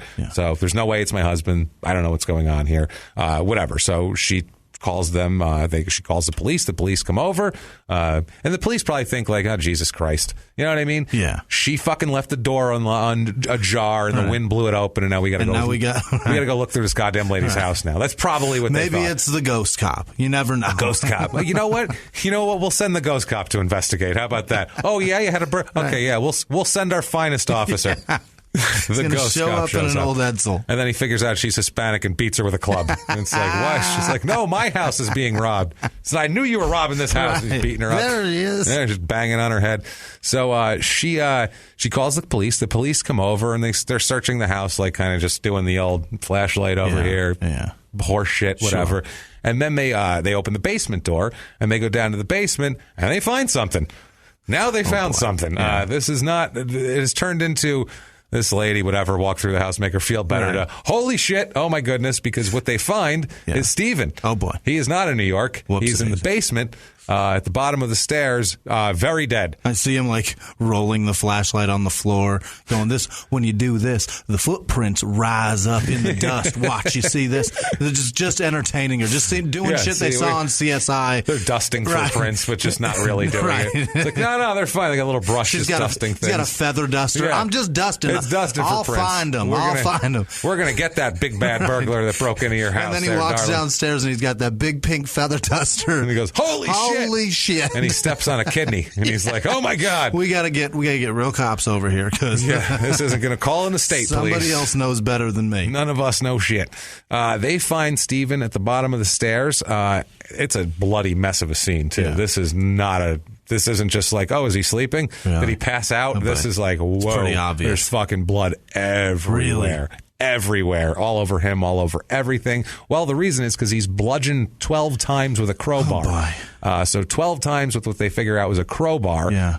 He's bludgeoned. But that's not enough, though. Yeah. Sometimes you bludgeon a guy 12 times with a crowbar, you feel like, I didn't quite do the job. Yeah. So then sometimes you get a 38 caliber pistol and you shoot him 3 times in the head. Or twice in the head, once in the body. My Christ. So that's 12 crowbars and 3 38 shots if you're keeping Is that track. the order that they did it in, or did they like shoot him and then they ran out of bullets? Well, we will find out exactly what happened here. That's a good question. You shoot him, shit, he's still alive. Right. Hit him with something. Fuck. Me, myself, What's and close? Irene. Yeah. When he empties a clip into the cow's head and then starts kicking it. Yeah. I just picture this guy's getting a lamp. Just get him. I don't know. Jumping on his back. It turns into a fucking farce. Turns into a complete fucking farce here. So she says, must have been a robbery. Mm-hmm. That's all we can think of. It has to have been a robbery that did it. He was beat so badly that his skull was cracked and he had brain coming out of his skull. Oh, my God. That's how badly he was beaten. And his right arm was broken. It's not easy to break an arm with impact. Yeah. With an impact blow like really that, you have to fucking hit somebody to break their arm like that. That's no joke. Your arms are pretty tough for a reason. Dude. So yeah, this is brutal. Also, his wrist was broken too, which whatever. The other things were worse. Yeah. So this is a tragedy. Obviously, the community goes nuts because this is like their role model guy, and he's the guy standing outside a church. Right. And fuck, he's dead in the basement. First of all, everybody starts locking their doors a little tighter and shit like that. Everybody goes, I would. Oh, and then the whole neighborhood, the whole town, everyone's just like, no, this is there's something bad out there. It's like, I don't know. They all freak out. Everybody's putting locks on their kids' windows and shit like that. There's a madman breaking into houses and killing people. So, well, who wouldn't do that? Oh my God. The church members really lift up Adele. They really, take her in and try to comfort her, which I guess that's kind of why you're a member of a church for shit like that. That would make sense. The 2 sons there are staying with relatives because she's so distraught. Yeah. And so everything, a neighbor of hers who lives 2 doors down said, quote, "It's a shock. None of us could believe it. I never would have expected anything like this to happen to a family like the Cravens." Jesus. So it's just a small town murder tragedy, man. Just nothing untoward. Just good God, we got to catch this madman who's out there right now. Now, the weird thing is, in the next week or so, they keep talking to Adele, trying to just, what was Stephen's schedule, trying to figure out maybe if somebody had knocked on the door 2 days earlier, or just trying to figure out any kind of anything. But it's really odd. They start to get a little bit weirded out by Adele. She apparently never sheds a tear during all this. Nothing. No tears at all, which is odd. Yeah. It's not your usual reaction, but I found out grief comes in all different ways. Some people, you can't look at someone and go, well, that's not how you act after somebody dies, because you don't know how people act after somebody dies. Yeah. So some people masturbate on the body. Some people do. Yeah. Usually they kill them. Though. Right. Very rarely do you find a dead loved one and go, I might as well masturbate on him, I guess, while I'm here. I mean, he's dead. Never going to get this opportunity again. He's never looked hotter. I've been waiting his whole life for this to happen. Been dying to jerk off on his corpse for years. Years. Finally. Luckily for Stephen, that never happens. You never see that at a funeral. No. Luckily for Stephen, nobody jerked off on him. Fantastic. Or maybe they did and the police covered it up. I'm not sure. That's possible. You never know. Ghost cop. And a ghost cop could have jizzed on him. Ghost jizz. You got to watch out for ghost jizz. Ghost jizz. Right. sneaks in. You don't even see it. And you're like, what is that all over me? Gross. It's all over the ghost ticket. And then it disappears. You're like, wow. Second you notice it, it's gone. I saw Ghostbusters. I didn't think it was like this, the slime. Well, the one ghost blew Dan Aykroyd. Right, that's true. Yeah. That is true. You know what? This is what happens. In his sleep, and it was for real. Yeah. That's impressive right there. As a child, I was like, so we have ghosts? Right. Ghosts, because I'd like ghosts. I enjoy ghosts. I feel like I'd like to have a ghost in the house. I feel like, can we move somewhere haunted, please? So there's a detective, Wayne Wallace. He's asked, he's the city of Edgewood detective. He's the lead investigator here. He starts to do some investigating, and he finds out some real interesting shit about the background that he didn't know about and nobody really knew about. Okay. Number one was that a couple weeks before Stephen was found dead, an Edgewood patrolman caught Adele and a man named Rusty McIntyre having sex in the church parking lot. In the church parking lot. It's a good place to do it. In his truck. In his truck. Oh, gross. So in a Catholic church parking lot. Jesus. So that's what she's doing. Who is Rusty McIntyre? The old Rusty Medina of Edgewood, Kentucky. Right. Old Rusty. First of all, his name is Rusty because he's a red motherfucker. Really? He is as red as it comes. His face is always red. His hair is bright red. Yeah. He's very red. He is Opie and the kid from Mad Magazine. Yeah, exactly. That's exactly what he is. Perfect. Yeah, Alfred E. Newman. Yeah, that's his the one. name. Yeah, he looks like Alfred E. Newman, this guy.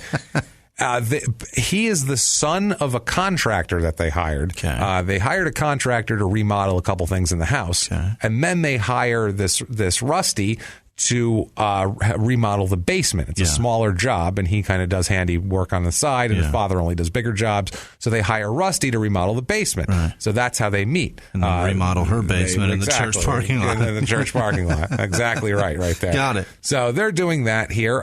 They're caught. So that's curious to the detective. Like, that's interesting. Right. She's having sex with a local scumbag in the church parking lot. Unbelievable. Okay, this is making a little more sense. And where was he killed? Yeah. In the basement. So they're a little skeptical of Rusty at this point here. Sure. Which I don't fucking blame them.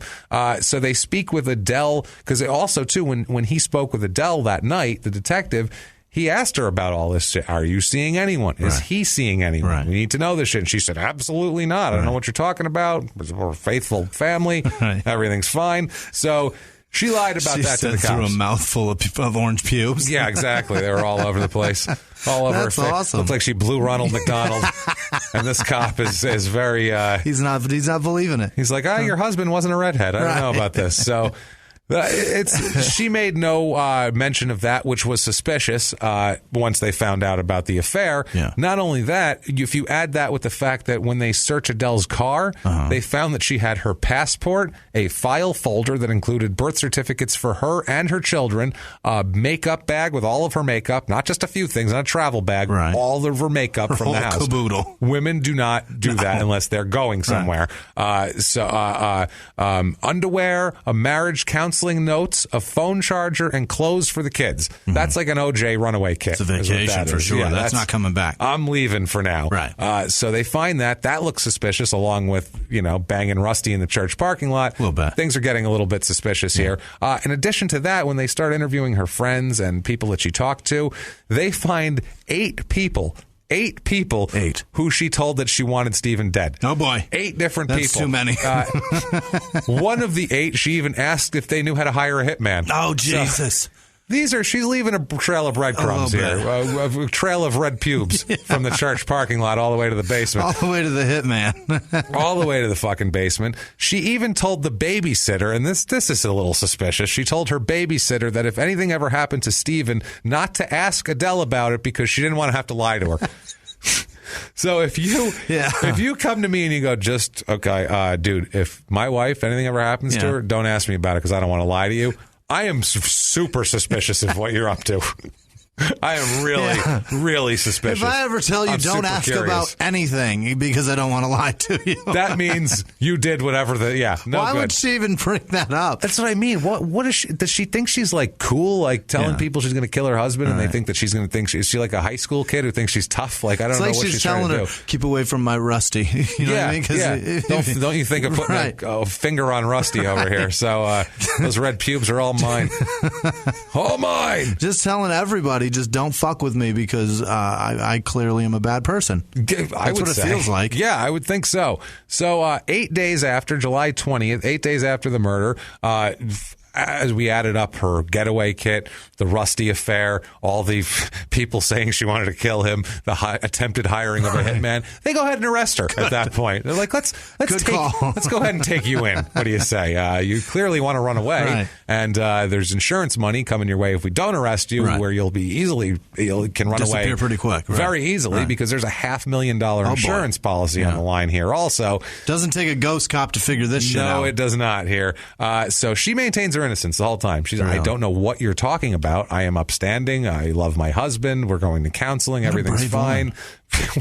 You're so brave, Adele. You're very brave to keep such a stiff upper lip through this whole thing. She's doing it for the kids, Jimmy. She's strong. She doesn't want the kids to see her upset. Yeah. That's what it is. I really believe that. Sure. I truly believe that Adele's innocent in all of this. All right. Now, Rusty refused right away because they talked to him immediately after they found out about the affair. Yeah. They were like, excuse me, get over here, fucking pube head. Let's go. We'd like to have a chat. He refused to speak with the detective. Nothing. No. He was like, am I under arrest? No. Well, have a good one, asshole. And wouldn't talk to him and instead flees the country. But not what you think. He doesn't flee like he's not going to Monaco to live the high life forever. To Mexico. He goes on a prearranged Disney cruise, which is where all people, all contractors' sons who have sex with dead man's wives do. They go on a prearranged Disney cruise. Awesome. Fucking this idiot walking around with ears on. Prearranged. It was pre-booked for this date. Right. And you know where he got the money for that? Do you know where that was? $3,000 from Adele that was given to her by her mother to get a divorce from Stephen. We find out from the mother. I don't need this money anymore. The mother's like, exactly, I'll use it for other things. The mother was like, well, if you want a divorce, I'll give you the money. And she thought Adele was filing for divorce and all that, which she didn't. She instead squirreled the money away and said it's cheaper to kill this guy and get the insurance money rather than have to fight him. Put him on a boat. Not to mention the fact that she got busted by a cop having an affair in a fucking parking lot, which is going to make her position in the whole divorce a little less. A Disney cruise. A Disney cruise. He's walking around with ears on like an asshole by himself. So it's all families and kids running around, and this red-headed dildo with fucking ears on walking around going, hey guys, like asking to join families and shit. So I picture on a floating IHOP with Mickey running around. How fucking terrible. Why would he book that? This isn't like a sex tour of Thailand or some shit. Why would he book? I want to go on a Disney cruise. You know what I've been wanting to see? Little Mermaid up close. That's what I want to see. I'm dying to see Simba in the flesh. He had to go work on his Goofy impression. What a fucking asshole, man. Terrible. What a complete fucking Disney cruise. That'll throw off the scent of murderer. Yeah, that'll throw from a guy who doesn't have the money to go on Disney cruises. You know what I mean? So he is returned from vacation. He's then confronted with more serious evidence from the detective. Like, we have a lot of evidence, and you're going to talk to us. We got to have a more serious chat. Take off those ears, sir. Yeah. I can't take you serious with your name embroidered on your fucking forehead. Either that or he takes the ears from him in a dominance move and puts them on. How do you like it now that I got the ears, huh, Rusty? And he's like, I don't like it at all. He's trying to see if he'll snap on him, you know what I mean? Those were $25. Give those back, sir. Let me ask you a question. What if a guy like, I don't know, Stephen Craven were to put your ears on? How would you feel about that? How would you react to something like that? You'd obviously have to tell him that he's wronged you, right? You'd have to I'd fucking kill that son of a bitch. I knew it. You're busted. That's great. We're going to bury Stephen in these ears. How dare you? You will not. They're my ears. They say Rusty on them. He wouldn't even like them. Give them back, I'll heal. It's a terrible goofy, but I'll take it because I knew who you were talking about, though. So it's good, actually. It's better than I got. So they confront Rusty. They take his ears, and he confesses in about 10 minutes. Sure. It does not take much for Rusty to confess. He's not a real sophisticated cat. He's not to save up $3,000, Rusty. I killed a man. I mean, shit. Damn it. It was a dead widow's divorce money who she gave me to bludgeon her husband. I mean, I saved it. My grandmother gave it to me for my birthday. I was bequeathed a bunch of Disney VHS, and I put it on eBay, and now I have $3,000. So anyway, and memories, sir. That's the more and ears. Wink, wink. If you will kindly put them back upon my head. If you will kindly rest those upon this nest of orange. So he tells the whole plot. Yeah. He unveils it, obviously, because what the hell is he going to do here? Yeah. He's an moron. You're dead to rights, dickhead. And the funny thing is, all he had to say was, I don't know what you're talking about. Yeah, I fucked Adele, but that's it. I don't know what you're talking about. They would have had nothing to go on with this guy. They had no evidence. Yeah. They had no physical evidence. They had nothing to go on. It was literally like, he's dead. We think she's involved. You're fucking her. Yeah. You did something. I fucked Minnie, too. Yeah, it's like...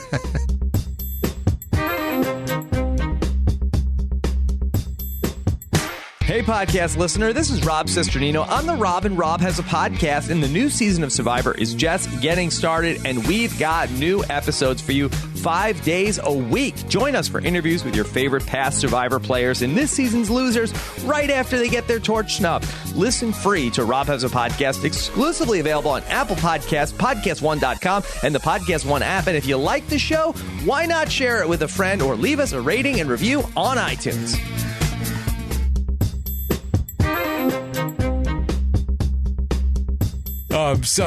He also, in addition to revealing his own involvement and Adele's involvement, he reveals the involvement of a third party. Oh, boy. They put another person in here, a guy named Ronald Scott Pryor. Okay. I thought you were going to say Donald Duck. Donald Duck, yes. He was brought into the plot here.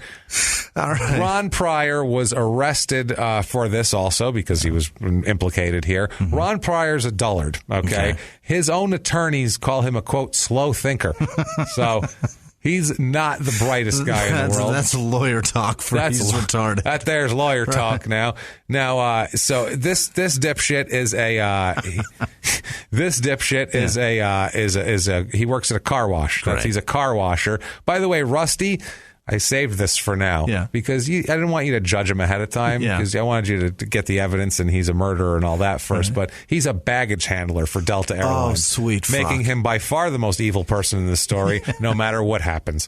No matter what happens. Adele could kill her children and bury them under the house also, and I'd still say, fuck Ronald. Right. He's the worst because this dickhead loses people's bags and enjoys it. From pilot to baggage handler. Well, was the guy that directs the plane to the fucking ramp busy? Yeah, he was. Well, that's the thing. It's like they became, we'll talk about it. Ronald, there's a plot behind this. This wasn't like a quick thing they decided. Ronald befriended Steven. Yeah. I guess because they both worked for Delta. I don't understand it, but we'll get to that in a second here.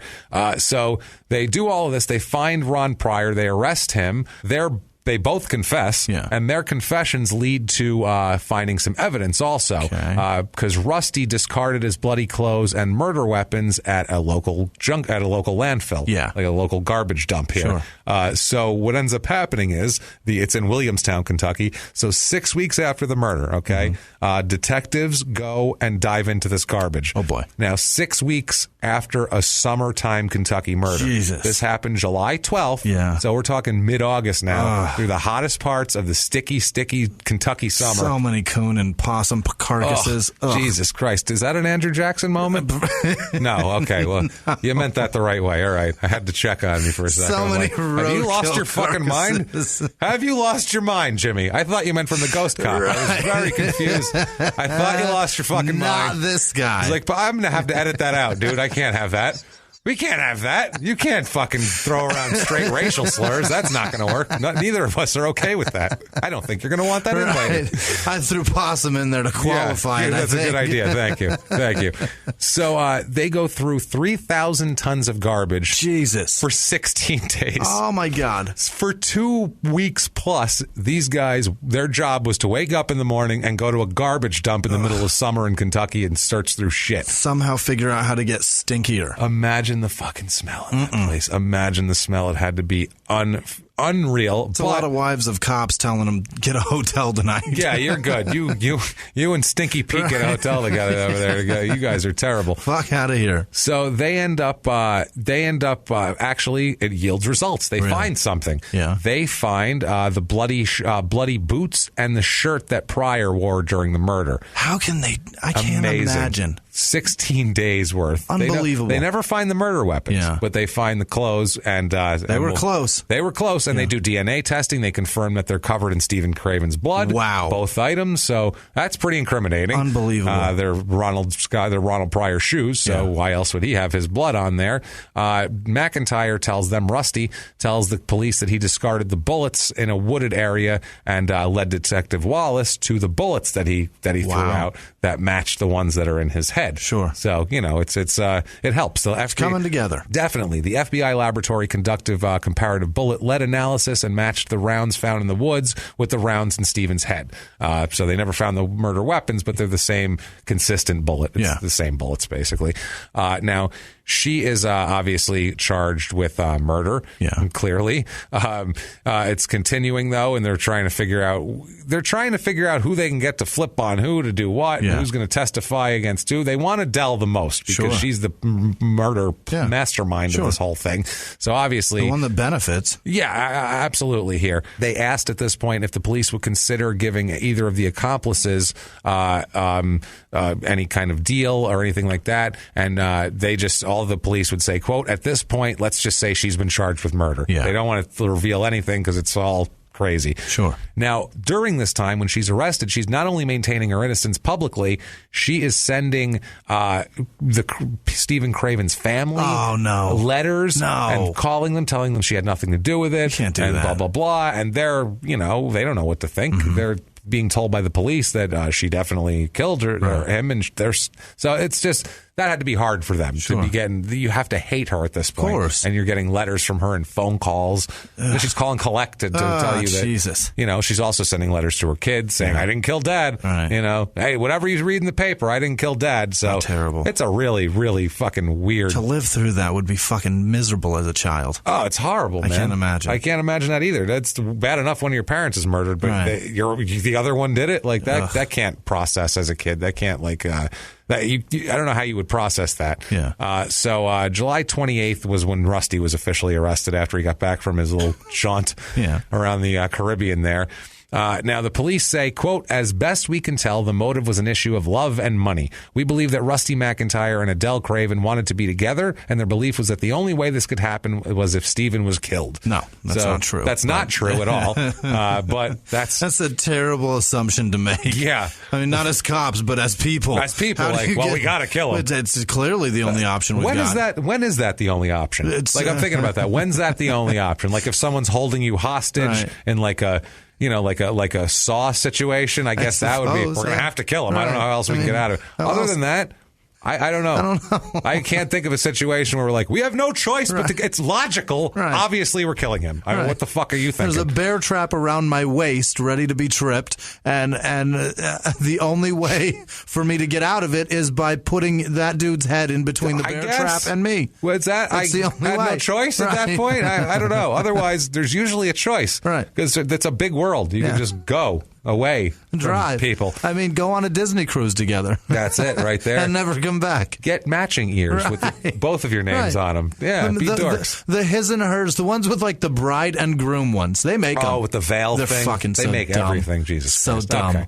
So the Commonwealth here. Don't go to Disneyland for your fucking honeymoon. No, that's weird. Be adults. Jesus Christ. So the Commonwealth here decides to seek the death penalty against everybody. Yeah. All three of them death penalty, and that's to put pressure on. That's if we put the death penalty on all three of them, one of them somebody's going to fucking scream. I didn't do it all. Ain't me. Hold on a minute. I'm not the only one here. A judge severs their cases, forcing separate trials too, so they can't kind of conspire together. They can convict all of them on each other's evidence without how it's a smart deal here. Now, Rusty right away says, I'll make a deal. Yeah, I'm good. Yeah, I'll make a deal. I'd like to one day get out and actually go on Disney cruises again. Rusty's like, I've seen the glory of the Caribbean from a Disney liner, and I'm going to see it again. I'd like to go back. I'm going to see it again. Let's just say that. One day, I'm going to have another Corona on that thing. I've seen the Lion King dancing show up close and personal down on the poop deck, and I'm going to get down there again. Let me tell you something. So when they raise that lion in that sunlight, it's magical. It's magical. I want it back. So they make a deal with Rusty. He's going to testify against Pryor and Adele in exchange for life without parole for 25 years. So in exchange for possibly getting out in 25 years. Maybe. That's the first chance of parole. That's how much he loves Disney. He really wants out bad. So September 25th, 2001 is supposed to be the start of the Pryor trial because they want to get him convicted first. And the judge actually delays the trial because of the date, September 25th, 2001. 2 weeks after 9/11. This is a dead pilot we're talking about, and the judge cited. It's going to garner some sympathy. Judge cited sympathy for pilots as a reason to not do this now. It's a good call. That makes sense. That's probably for the best here. So now, what actually happened? Should we find out what the fuck actually went down? We have this big mystery of all of this shit. Let's find out exactly what went down, and it's worse than it even sounds up front. Yeah, it's terrible. So it's worse than on face value. It's worse than face value. She's banging a ginger in a parking lot, gives him a Disney cruise after they hire a car wash dullard, and they beat the shit out of a man and put 3 bullets in him. Worse. It's gross. It's grosser than that. Because her involvement in it is so fucking evil and so shitty and such a disaster. Anyway, she was complaining, and we'll go back to the spring of 2000. They're in counseling, so everybody thinks everything is going well. But not, like we said, she's telling her friends and people she knows that she wants him dead. She told her friends that Stephen, whenever he wanted to have sex with her, made her skin crawl, and that she hoped his plane would crash. So she was openly wishing dead. Not only, that's fucked up because I don't only want him to die, not I hope he gets in a single car accident and hits a tree on the way home. I hope his brakes just go out. I hope he takes 300 people down with him. All of them. Women, children, men, priests, fucking nuns. I want it going down nose first. Ghost cops, everybody going down. To where everybody crashes into the back of his head. That's what I want. But they all die too. Because I'm an asshole. Wow. She's an asshole here. She's telling people when I fuck him, my skin crawls. So much so that I will bang a ginger. God damn it. A hideous asshole ginger. Yeah. She recruits the money from her mother. She gets that money up like we talked about. She needs the $3,000 from her mother to get a divorce. But at some point, she decided that it wasn't an option and it was a little better just to kill him and get the insurance money. She hid that money from Stephen because he was tight with money. Yeah, and they just went to counseling, and she just went along with it and acted like everything was fine while she was plotting his murder. Because he'll probably lose his shit when he sees a debit for a Disney cruise for $3,000. Who the fuck's going on a Disney cruise? I've been saving up for years for that. I'm going on the Disney cruise, not you. A Disney cruise for one? What the fuck? That ginger twat, he's not going. We got 2 kids at least, too. They aren't going? Jesus Christ. Although they got some problems with that, too, by the way. They do. Jesus. They don't want to go on a Disney cruise. You sent him on a Disney cruise? Yeah. We've never been on a Disney cruise. All right, we've been begging you for years. Years. And now you've taken Dad from us. You're going to prison. How are we ever going on a Disney cruise? No shit. We don't want to go anyway now. So on this whole thing here, they were plotting this out. They were having meetings. Stephen, Rusty and Adele would have meetings. Where should we kill him? I call this murderers board meeting to session. That's what they would pretty much do. They'd have a murderer round table. Right. But they would do it in like weird places too. Yeah. Like one was at Denny's. They had a big meeting. It's like, you don't plot murder at Denny's. No. Jesus Christ. Moons over Miami. Fucking IHOP. Step it up a notch. You know what I mean? Not much. I'm not saying go somewhere good. Minimum a Waffle House. Go somewhere where you're going to shit later, but make it somewhere where you're not going to, Denny's. Possibly die. Fuck, man. Don't go to Denny's. No. How's that? Denny's is not a sponsor of our show, in case you were wondering. It's garbage. So they were discussing all these ways. They discussed maybe on a bike trail, maybe on his boat. His house was just do it at the house like normal, like they ended up doing. Maybe we'll just do it that way. But the boat, that seemed like a good way to do it. Sure. Do it Sopranos big pussy style, push them over to the fucking side, something like that. They're going over it though. They're trying to find something. Steven, though, he thinks Rusty's a hell of a guy. Really? They're buddies, man. Oh, boy. Oh, they have a blast. They go, they're hanging out together. They drink beer together. They're pals. Jesus. This whole time, Rusty is plotting to murder this man behind his back, but they go on a boat excursion on June 8th together. Great. They go on a boat trip together, just boating around, partying. What the fuck? All over Kentucky. All over the river. They got access to that river that time. They're like, we did it, man. We made it. We finally fucking made it. You're all right, Rusty. We finally made it. They're going fishing like fucking... I see him taking him like Opie. Like, what was that show? The goddamn... The sheriff with Opie. Like, at the beginning of the show, he takes him Andy fishing. Griffith. Yeah, Andy Griffith show. They're going down to the watering hole. Yeah, they are. No, they went out on a nice boat. Right. Like, it's...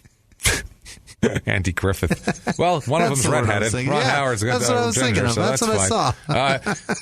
The next day, after the boating excursion, Rusty and Adele meet with Pryor while they have lunch at a bowling alley, which that's the place you meet to plan murder. A bowling alley. That's class right there.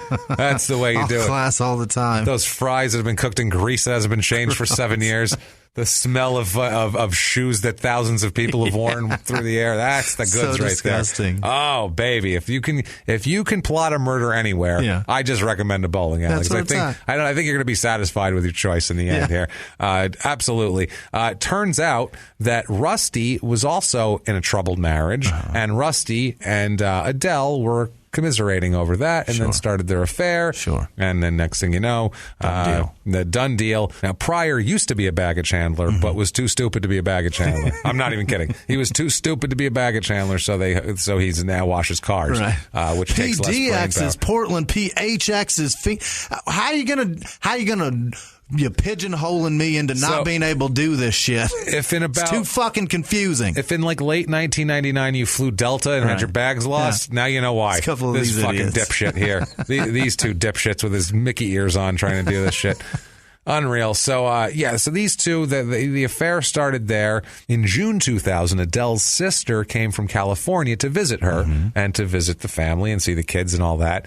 She stayed for only a few days, and she said the atmosphere in the house was so intense, the fighting between Adele and Steven, it was so bad, and that she actually cut her trip short. Really? She spent $75 to change her fucking ticket. That's how bad this shit was. She didn't even go to a hotel. Yeah. She's like, I need out of this place. Yeah. She took the kids, too, to California for a couple weeks to give these two a chance. You two get your shit together, and you can have your kids back. Reconcile this shit. Maybe it'll help if we take the sister, take the kids out of the equation. Maybe that's adding more pressure to it. But she also said that Steven was controlling, the sister always said, and that that Adele, quote, felt like he was demanding and wanted things done in a certain way. She never asserted her own will or did things the way she wanted. Yeah. Apparently, she says. She also says that her sister's not concerned with material goods when they talk to her. That's not what she's all about. She wouldn't kill someone for a $500,000 insurance policy. Sure. No one would do that, right? Especially someone who's not interested in material goods. She also said, though, they had a discussion. So she said all these things of where, like, I don't think my sister would do this. She's not interested in money. Right. She's a good person. Then she also said, quote, when we were talking about a hitman when I visited Adele in Kentucky. I'm divorced, so if I thought she was serious, I would not have said we should bring the hitman to California. Oh, boy. She thought they were joking around. She's like, yeah, we should bring this guy to my husband. We'll kill him, too. Yeah, we'll get all these dead guys and kill them all. Adele interpreted that as her saying, yeah, let's do it. Oh, she interpreted that, I think, as like a moral, like, head nod. Right. Like, yeah, you're doing the right thing. This is, you should kill your husband. We use a hitman. Fucking stupid. Sweet Christ. Like, I don't think it took much encouragement for Adele well. But I mean, so she's told 8 people, her sister, I'm thinking about hiring a hitman. I got a guy. She's telling her sister, like, I got a guy. But nobody's ever said, are you fucking out of your mind? Because, and that's why she was like, this is definitely a thing to do. This is the thing to do. They're like, no one's going to believe that I did it because no one believes that I'm going to do it. That's the thing here. Fuck, man. No one thinks she does, except for the cops, which is really the only one that matters, I guess, in the end, is the judge and the jury. Them and the 12 Germans, right? So what ends up happening is they wanted to obviously collect the insurance money. Pryor agreed to kill Stephen for $15,000. Wow, that's the going rate in 2000 for a dead pilot. What would you do? I mean, what would I do for $15,000, or how much would it take to kill a pilot? Yeah, how much does it take to kill anybody? Are we talking a baggage handler? Because I'll do that shit for free right now. I'll do that for a guarantee my bags show up at every place. I don't even need that. I just want retribution. I don't give a shit. Baggage handler, just I'll do it for free. Just show me the one that put my bag on that plane to Phoenix. Baggage handlers are in the same class as clowns for me right now. I read an article there was a big parade in New York, and a clown died during the parade. It died in the parade, and no one noticed, and they just trampled over him for like fucking 5 blocks. And I went, good, you asshole. That's what you fucking deserve. What about Bozo? Bozo died. Good. Fuck him. That guy was great. People can sleep. No, he wasn't. He was a fucking menace. No, he's a piece of shit. He gave away so many Archway cookies. Oh, he sucks dick. Oh, here, have these dry, shitty cookies that nobody wants. They're shortbread cookies. Don't even taste like delicious. Shortbread. Fuck you, Archway. I still buy them because they're shortbread, but still. Fuck Archway cookies and fuck all that shit. No. Bozo the clown. Don't you dare defend a clown in my presence. I love Bozo. What do you like about him? He gave away Archway cookies. To you? For free. Did you get any? I didn't get on the show. Well, then what the fuck do you care about the cookies? Letters. I tried to get on that goddamn show. He rejected you, Jimmy. Jimmy. We got to have a heart-to-heart right now. I wanted on that show. So You've been rejected. I used to get up at 4 a.m. to watch that shit. Are you kidding? I am. Wow. Goddamn Jesus WGN. Oh, my God. I loved Bozo. He was the shit. What is there to like? He gave away Archway cookies. But besides the cookies. Those cookies. That's the only thing you wanted was cookies. I just wanted those cookies. So if your mother just bought you the cookies, you'd have slept till a normal hour. I probably would have. So we've gotten to the heart of it. You don't like the clown. I don't give a fuck about the clown. Okay. He gave away so many Archways. I want him dead, and I'm glad he's dead. Someone emailed me that, and I said, good. I think he only lived to 83, too. That's pretty young. 83 years of scaring the shit out of children is plenty. Fuck him. I hope he rots. I can't imagine how hard it must have been to get into that fucking outfit every week. The dignity? Yeah. The lack of dignity. Cost him a lot of dignity. He should have blown his fucking brains out. If you're a clown, kill yourself. I do encourage you to kill yourself. That's the only people I encourage to kill yourself, because there is no dignity for you. There's no coming back from what you've done. You've put on that outfit and gone out there and pretended like people like you, knowing that no one does. You should kill yourself. I'm sorry. I apologize for cutting your potential down and saying that you have none, but you really don't. I bet Archway's cookies, their fucking demand has plummeted since that show was Probably, gone. Yeah. I bet it did. They're just on the top shelf. You can't even find them anymore. They're very hard to find. So good. Have you had one lately? No. Try one. I'll bet they're terrible. Oh, these are terrible. Jesus. Lorna Doone kicks the shit out of these. My Christ, I loved them. Yeah, they're like barely shortbread cookies. They're like dirty shortbread cookies. Well, are they even shortbread, or is that like say they're shortbread, but they're not. I don't know. They're like a ginger snap. Like I said, they're no Lorna Doone they were at all. Fucking awesome. Then again, Lorna Doone thinks she's hot shit charging $5.49 for a pack of. Fuck you. You think you are? She's on the corner going, my cookies are the best and they cost more. And I don't think so. But Archways, too, if you left that little cellophane open, if you didn't like munch it down so that no air got in, when you went to go grab a cookie, it would all 4 of them would stick together in the stack. And now you've got like a shitty oatmeal sandwich. You like a clown who gave out poor quality cookies? No. Fuck him. He's dead. Good for him. So these people here. I miss you, Bozo. I don't at all. I'm glad you're dead, and I hope everyone that comes in after you in the 6th bucket, and you get a bunch of shit. Dies too, and a bunch of Archways, and a bunch of Archways. So This whole thing here, she couldn't kill Steven herself, was the thing. So she had to recruit these two morons, talk to them in a bowling alley parking lot like we talked to. Pryor was offered 50. He didn't even ask for 15 grand, by the way. They offered him 15 grand. He's like, all right, that'll do. He didn't even negotiate. Sure. He was shooting at 7, and they were like 15. He'd have done it for 1,500, I feel like. I bet you're right. You throw a car washer guy who's got of lowered intelligence, and you go, I got 1,500 cash, he would kill anybody, I feel like. He'd kill his mother if you asked him. 15 grand is probably, in 2000, that's probably a baggage handler's salary. That's what I mean. So they made the plan right then and there for July 12th. Yeah. So they said that the plan was to beat him with the crowbar. Yeah. That was supposed to be the murder weapon, the crowbar, and he's supposed to ransack the home, make it look like a burglary. Okay. That's the plan here. So kind of a shit plan. It's a dumb person plan. That's it's a mortician, a baggage handler, and a car washer coming up with a fucking murder, a foolproof murder plot in a bowling alley. What do you expect? Right. This isn't Ocean's 11. You know what I mean? It's just not happening like that at all. They had a nickname for that trio. Together, they made up a nickname. I feel like Adele would have made the T-shirts. I got one for you. What are you, a large? Right. Okay, here you go. I feel like the bowling alley murder club. That's pretty solid. That's not bad. We're going to be the bowling alley killing club? Right. No. They stole a pun off of somebody's fucking bowling team shirt. You know they did. For sure. That's what they had, not T-shirts. Yeah. They had bowling shirts. They had bowling shirts. They had bowling shirts. Button up. With a logo on the back. Fuck yes. Oh, if they got away with this, they would have joined a league. This would have been a story if we could have had a crime and sports story. God damn it. Oh, so good. We're all going to join a league with these shirts. No one's going to know what they mean. It's a picture of a dead pilot at the bottom of the stairs. No one will know what it's about.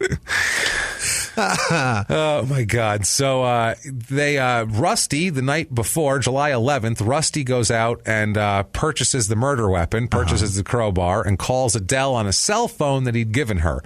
This cell phone was one of the things that they fought about. He gave her a cell phone because they were having an affair, and he wanted to be able to get a hold of her, and Steven found the cell phone and was like, why do you have a cell phone? What is this? Right. And she was like, you're being possessive, and which she was, but she's also got it from some ginger guy she's fucking, so everybody's wrong. It's a problem. So everybody's an asshole here.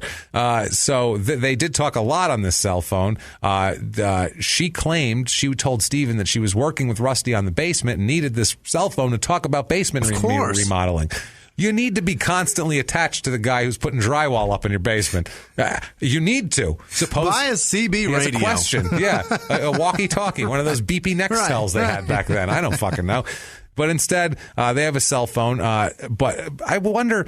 It's interesting because she says she needed to talk to him for that, but phone records show that Adele and Rusty talked on the phone. They talked on the phone 502 times. My Christ. For a total of 1,875 minutes in the month before the murder. That sounds like murder planning more than basement remodeling to me. It's a bit much. That's just a thing here. On the day of the murder alone, they called each other 22 times.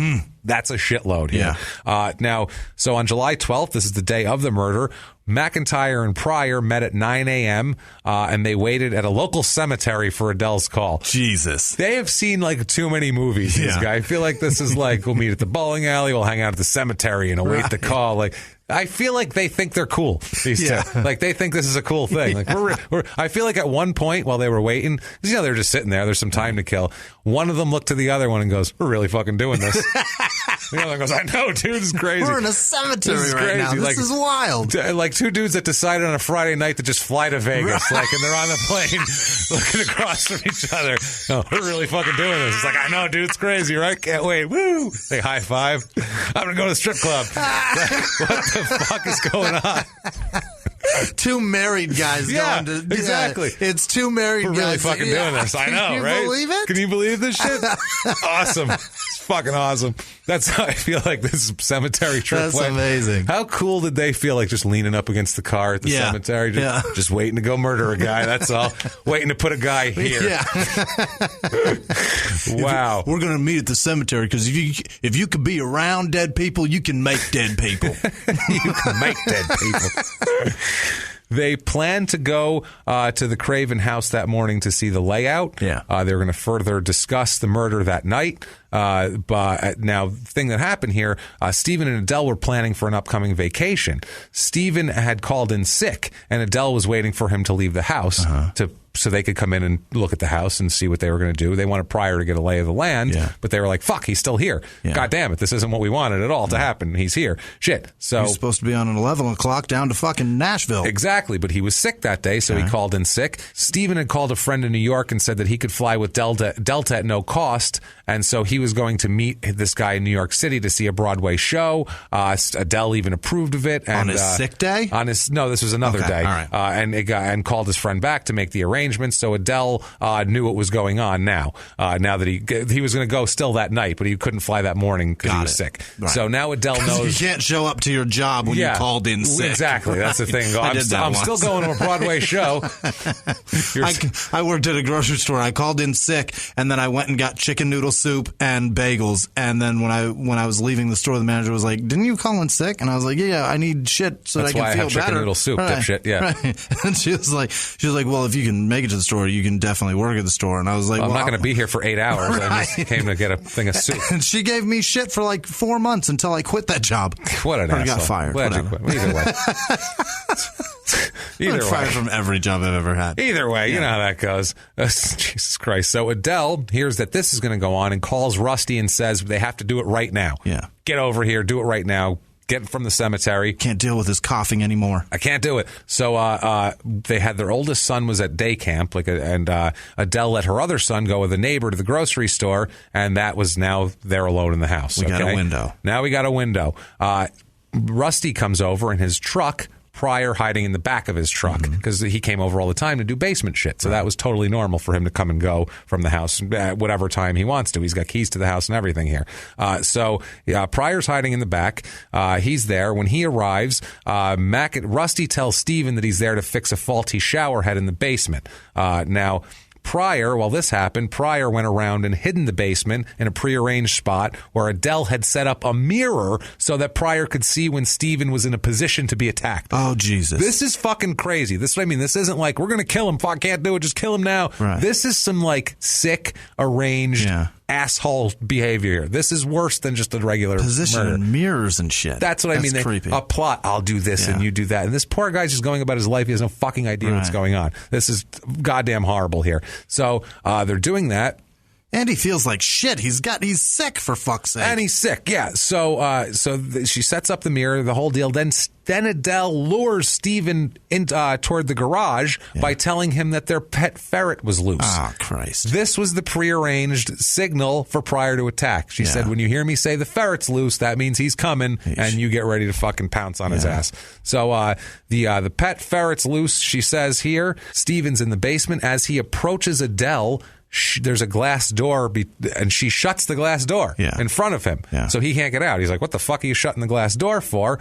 And then Pryor attacks him. Oh, boy. So he's like, why is she shutting the door in my face? And then he's hit with a crowbar from the back by Pryor. Pryor hits Steven with the crowbar 12 times. Like I said, shattering his skull so severely that his brain oozed out of the fractures. That's the medical examiner's wording, not mine. Oozed out of the fractures.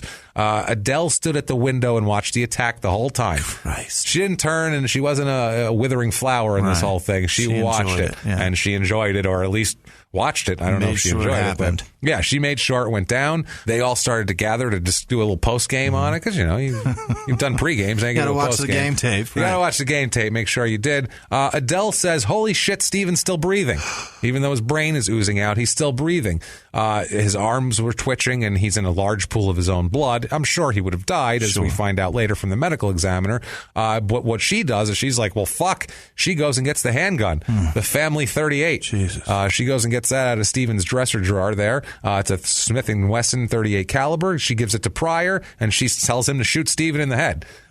Pryor says, okay, shoots him in the head. Now he starts to change out of his clothes, Pryor. Adele says, he's still fucking breathing. Oh, my God. He's still breathing. This poor guy. Holy shit. So she reloads the gun. There's only one bullet in the gun to begin with. She reloads the gun and gives it to him again and says, fucking kill this asshole. Oh, boy. Makes him, he's there.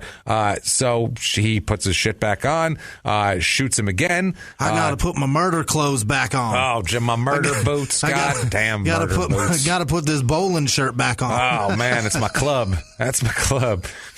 I didn't want to get blood on it. I was going to wear it during the league. So he shoots Stephen 2 more times and ends up leaving bloody boot prints near the body, which are they're his shoes, bloody boot print at the scene, his blood on the shoes. Done deal. You're fucking there, asshole. End of story here, unless you're OJ. So it's funny too. And she also said that they all went their separate ways. They wanted to leave him in the basement for as long as possible. Her plan was to come home that night and find him. That way the cops would have a harder time determining time of death. Yeah. Because she's a mortician. She knows little things like that that are basic. Pretty good at it. Yeah, basic shit like that. Now, a neighbor said they saw Adele and Rusty drive away from the home in Rusty's truck. Also, too, the whole time this was going on, by the way, downstairs, Rusty had his truck fired up in the driveway with the stereo blasting so no one would hear anything. Because it was normal for him to be in the driveway, and if he's there, checking some work shit or whatever, he'll have music going, nobody look twice at him. Welcome to the Jungle, some shit like that. Yeah, he's got that playing, something with fucking gunshots in the background. He's got a rap album playing. Hilarious. He's playing Tupac out there. Yeah, you know how it goes. He's got some fucking anything with a gunshot in the This is 2001. This is probably that Dr. Dre's 2001 album with that Bang Bang song. He's got bumping that shit. Yeah, bang bang bang bang. That one. So after they do this, what do? Well, Adele goes to the bank and gets a $4,000 cash advance from Stephen's credit card. Oh, boy. That doesn't look suspicious or anything at all. Right now. As soon as that day. She then meets Rusty at the Verizon wireless store. Okay. Listen to this white trash shit here. Jesus Christ, man. The white trashery we've dealt with lately is just off the charts here. This is some shit. She goes to the Verizon store to pay off Rusty's delinquent phone bill. Yeah. I'm going to kill this guy for you, but I need you to pay off my delinquent Verizon bill because they shut my shit off now. I can't text nobody. It's horrible. She pays his bill, which is $1,308.36. Holy shit. How the fuck do they allow you to owe that much money? That is a lot. That's too bad. That's steep. 6 weeks if I don't pay my bill, they'll shut my shit off. That's a whole year. That's a lot. Yeah. My Christ. Somehow they let him build it up that much. How did he get her to pay for that? And the other thing, too, it must have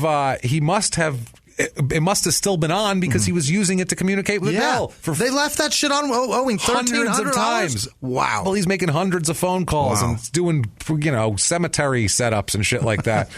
It's fucking insane. After that, Adele gave him $1,000 to pay prior, and then they went out to lunch. Okay. They were like, all right, well, that's good. Everybody's paid off. Now let's go to the Waffle House. House. Go out to lunch. Yeah, we'll go to the Waffle House. McIntyre, then Rusty meets Pryor. He gives him the $1,000 cash, which he's supposed to get $15,000. Right. $1,000 seems a little short.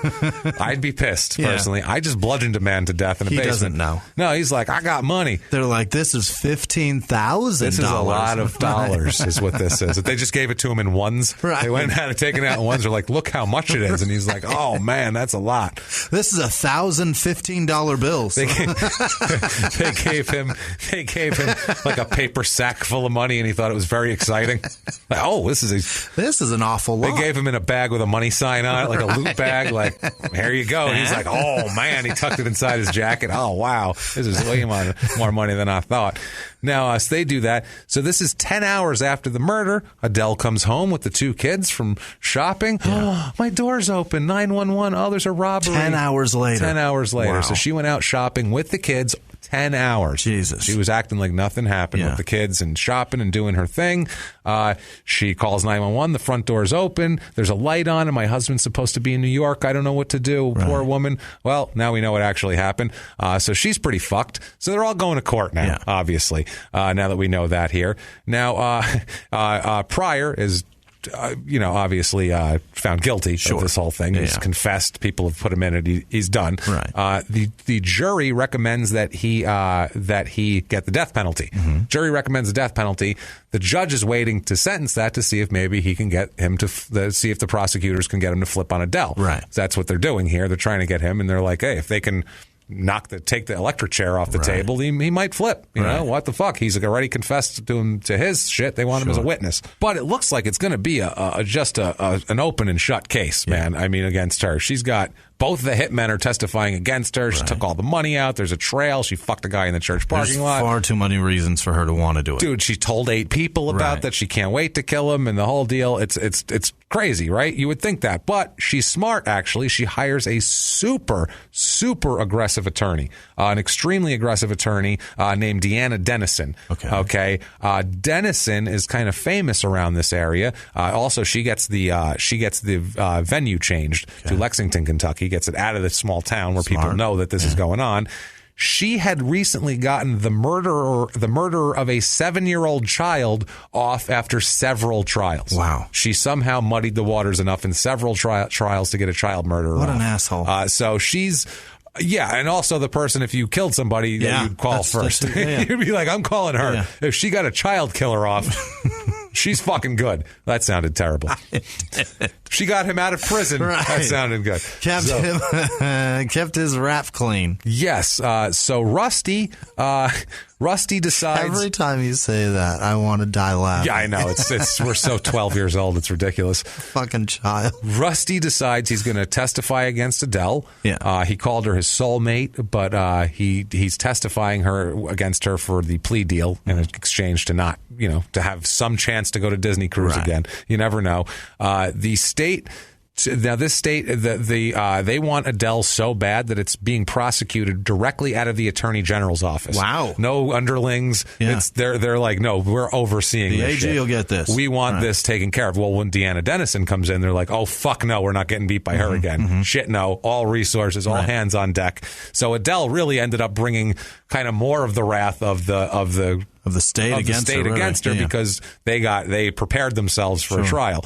So it's on now. I mean, it's fucking on here. The state is also, this is considered a big gamble to go for the death penalty with a woman because only 3 women in Kentucky history have been sent to death row, and 2 of those cases were later overruled. Wow. So they don't like killing women in Kentucky in the electric chair, apparently. So only in your house. In your house, kill them all you want. Yeah, that's how that works there. So now it's the trial's in Kentucky. All sorts of people come to it. It's attended by former jurors from the prior trial. Really? Which is how interested are you in how fucking bored are you? You've heard every detail of this case. Yeah. You sat through an entire trial. Well, this probably used to be on the town website when it was going on. Yeah, that's true. Right? Yeah, we things to do. Go watch her get the chair. Get a chair.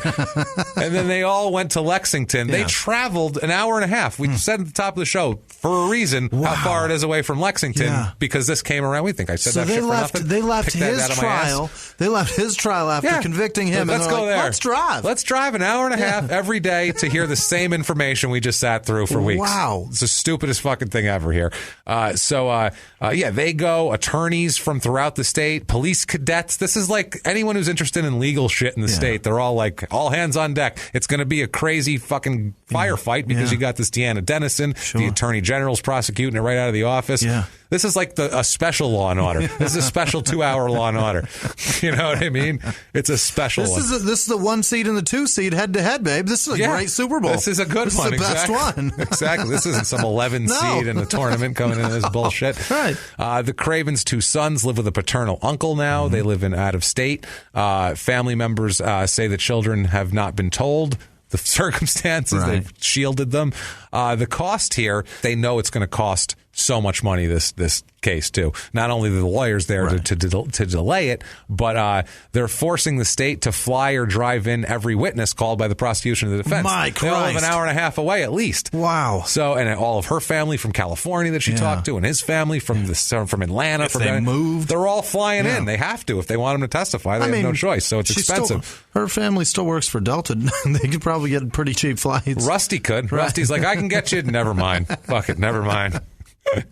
So, they have to fly in from California, from Kansas, all over the place here. The state ends up having to pay for her defense after she's declared indigent, but that's after she hires the lawyer. So she hires the lawyer. The way some states work, you can hire a lawyer, and then when you have no more money to pay them, then the state has to take over paying for that lawyer. It's a different rate and shit like that, but they still end up having to pay for it. That's fucked up. It's pretty interesting here. Now, also, too, the judge, 2 bailiffs, a court clerk, they're all staying overnight in Lexington. Why Is that just Kentucky or is that everywhere? It's everything is state to state. Everything is different from state to state. That's kind of a great law, because if you can fucking just pay the retainer fee on Johnny Cochran of your town, and your state has to pick up the rest. Yeah, that'd be great. That's pretty awesome. That's awesome for you. Yeah, you'd have to have nothing to begin with to just get the scrape everything together just to get that. Get the public defender.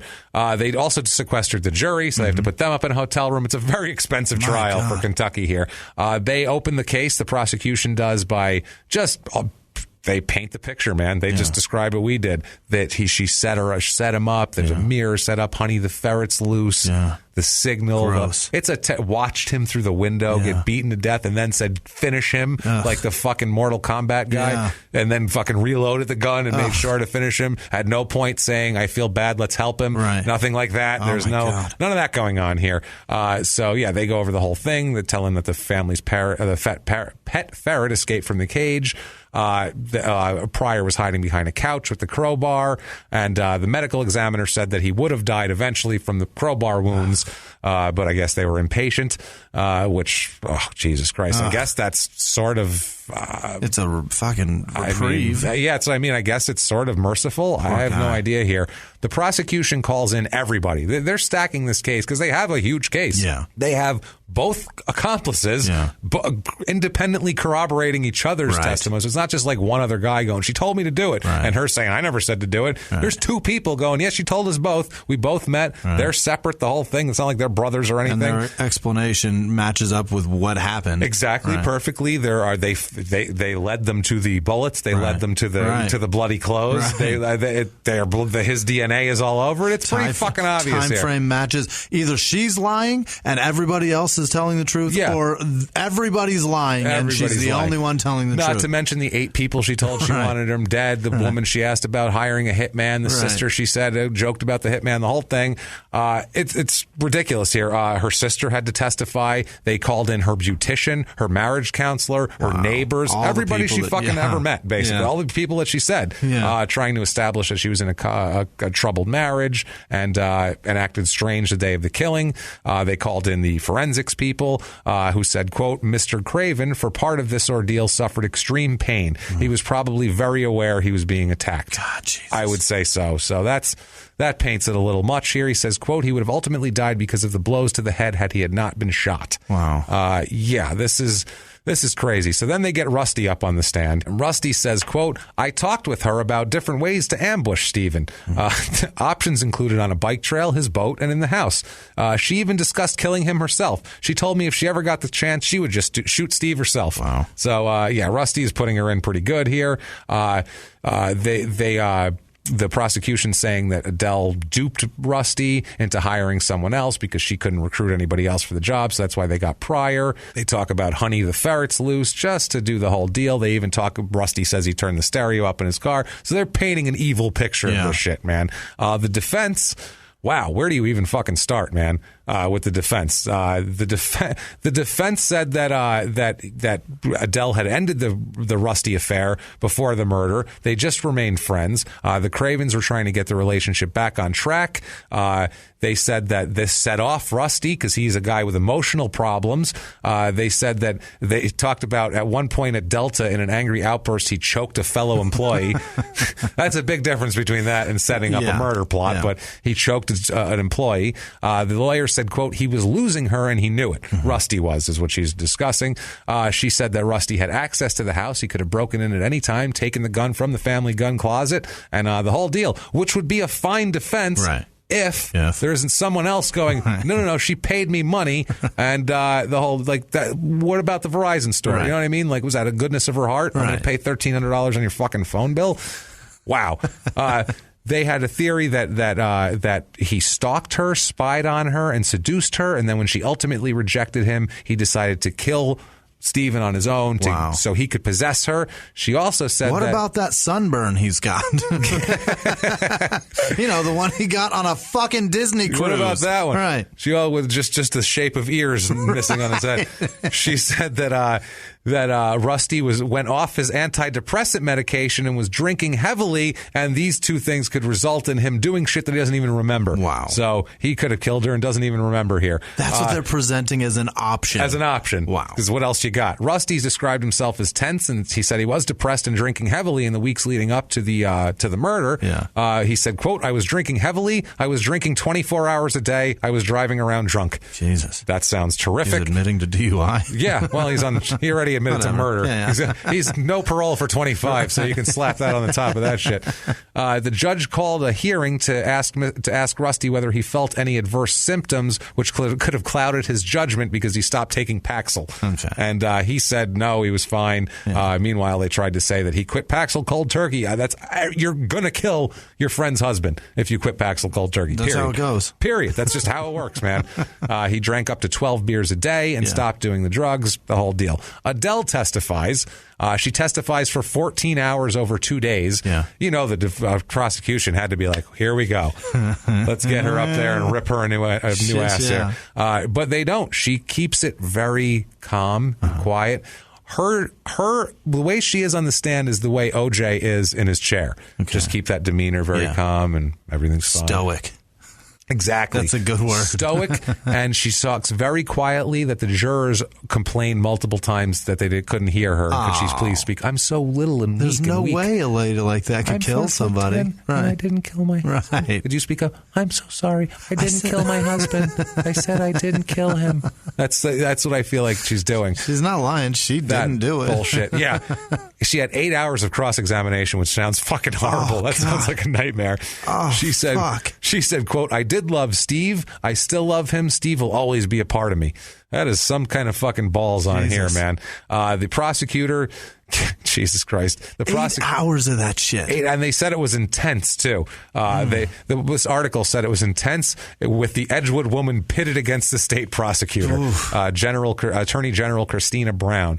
They said, quote, "In fact, it was you, Ronald Pryor, and Rusty McIntyre together that committed this murder." She said, "That is not true, Ms. Brown. Rusty McIntyre and Ronald Pryor killed my husband." The district attorney said, You know that, Mrs. Craven, because you were there, right? Suck it. She says, "I know that, Miss Brown." She keeps calling her Ms. Brown the whole time. "I know that, Ms. Brown, because they confessed to it. Rusty implicated me to save his own skin. He is betraying me." Some soap opera shit. Yeah. And his evil twin brother had a brain tumor but got better and came and pretended he was him and fucked me in a chair. It's in a and church the baby's pew. his. It's ridiculous. And the baby's really his. Oh, my God. Right. So the jury is made up of 10 women and 2 men, which I say... Mm-hmm. If I'm a woman, I want a male jury on a death penalty case. Do you? Absolutely. And we talk about this a lot.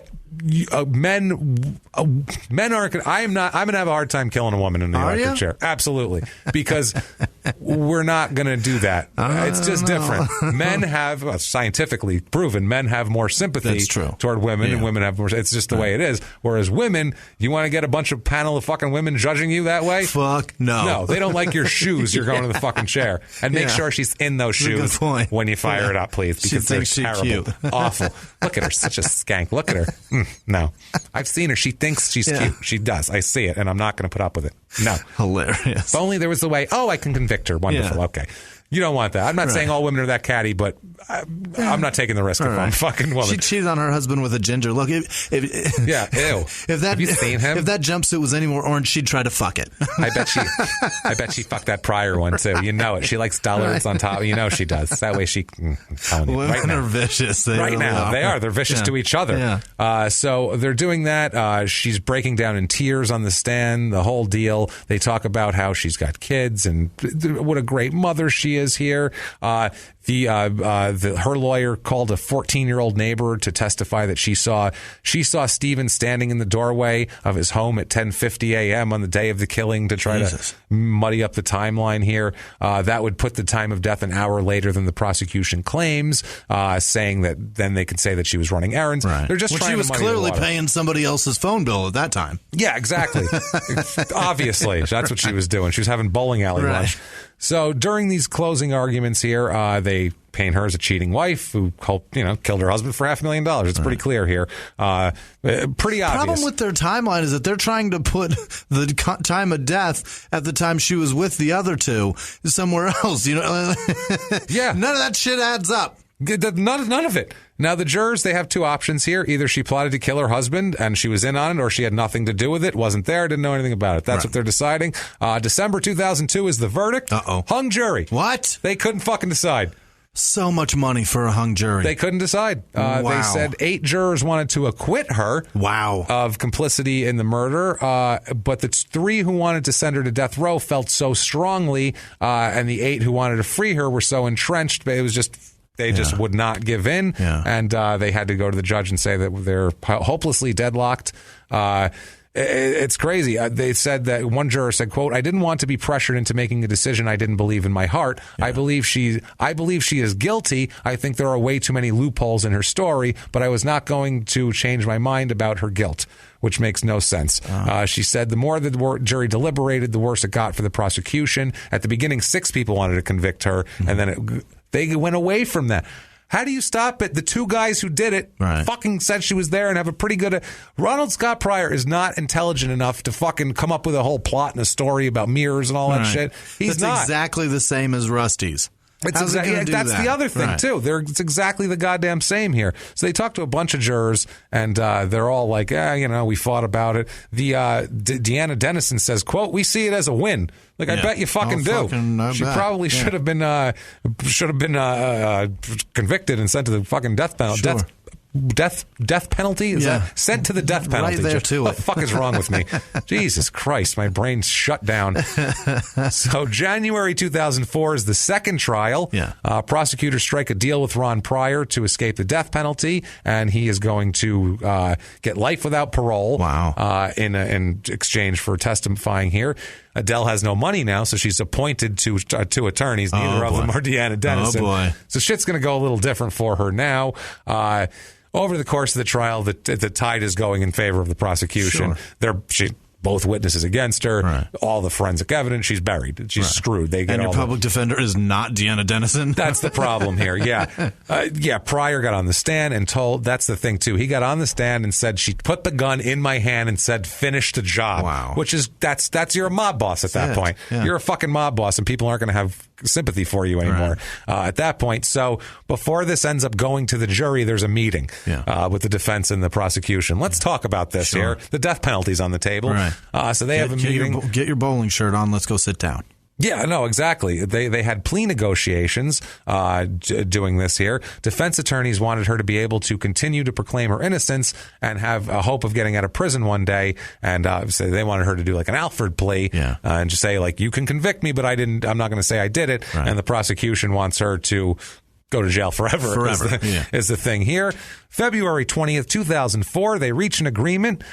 She will plead guilty in exchange for, you, ma'am, may fuck off a life sentence with a chance of parole in 20 years. Wow. She got the lightest sentence out of everybody. Holy shit. Which, I'm sorry, that's bullshit. That's ridiculous. That's bullshit. She should have gotten the most. Maybe Pryor, because he was actually physically cold-blooded enough to beat a guy. You got to really want it to beat a guy like that. But she should at least be second. I mean, he was earning his keep, though. He was trying to get his $15,000. Rusty's just middleman. He's poor like, dude, look, I want to keep getting laid, and like I want to get some money, so fuck it, I'll do it. Like he's not going to kill anybody. I also dig Disney, and I dig Disney trips, man. I want to go there. It's been a dream of mine for a long time. Jesus, but the other one, like he's just earning his job. You know what I mean? I mean, he's just doing what he was told to do, and he only got $1,000 too. He didn't even get his whole 15. That's fucked up. No, that's what I mean. He didn't even get to go have fun. He didn't get a Disney cruise. He got nothing. So she ends up she's going to plead guilty. She changes her story. She admits that she planned and participated. Now she's got to give allocution and tell about this shit. So she does. This was a long negotiation. She finally decided to do it. She now has to tell her kids. Oh, by the way, I did kill Dad, which is fucking uncomfortable, I would say, to say the least. The assistant attorney general said, quote, she deserved more, but this guilty plea prevents her from filing appeals. That was part of the deal, is no appeals on this shit. Quote, the family will be spared the arguments of an appeal. The community will be spared the question of what an appeals court may do. This shows now beyond any doubt that she did this, and it shows the community who are who the three people who were murdered in this fine man in his own home, and they did it because of greed. So he says it in a very convoluted way, but he says these people are scumbags and they're going away. Right. The whole deal here. His brother, Bill Craven, Stephen's brother, he comes in for the sentencing. He rushes to the airport, hops on a Delta flight. He's probably still got a buddy pass. That's asshole. the one. They lose his luggage. He's very upset. No, I'm just kidding. He comes in. He runs an office furniture business in Atlanta. He gets there for the sentencing. He says, quote, I was stunned at today's developments because she has denied it from the beginning, but I always knew she was guilty. It was always so obvious to us. To hear her say that she's guilty is the most valuable thing of all, the brother says. That's for them. She also says about the kids, if they ask him if he's planning to tell the kids now, they're 10 and 12. Yeesh. You're going to tell them about this? And he says that's something that they're going to find out when they're older. No doubt. Google exists already. This shit's going to come up. They're going to find it sooner than later here. He says he wasn't happy with the deal when he was first explained, but the more he considered it, the better he liked it. It gets her off the street and it gets her admitting it. He said the best part of the deal is that she's admitting guilt and signing a statement of guilt. I don't think she'll ever be let out of prison. That's going to be tough for people to be like, no, she's a good parole candidate. Like, it's going to be tough, but she'll get out eventually. Then she was finally crying after she was sentenced here. Because she lost. I would say a couple people in the crowd, one of the witnesses to the trial said, quote, she was crying for herself, which I thought was very interesting. One of the jurors ended up saying she killed him many times. She planned it. She called him down the stairs. She handed the gun to Pryor 2 different times. She made many conscious efforts to kill him. I would say so. They asked the family, this Bill, Stephen's brother, he said he held his tongue during the proceedings because he didn't want to hurt the prosecution's case, but he would have told the jurors not to put her on death row. Really? He said Stephen did not believe in the death penalty and would not wanted the mother of his kids to be killed, which is fair. He said, quote, I would have said we don't want the death penalty. Steve would not have wanted it. For Steve's legacy and for Dan and Joe, we would have not wanted it. Which I think is fucking really, really mature thinking. It's really mature. He's not just thinking, I'll kill those son of a bitches. He literally thought my brother wouldn't want that, and that's not the best thing for the family, even though it would make me feel better. Which that's mature. It'd be much easier for him, So anyway, her attorney say it's going to be very difficult for her to tell the kids, obviously. For the record, if anybody I'm with murders me, feel free to put them on death row. Jimmy doesn't mind.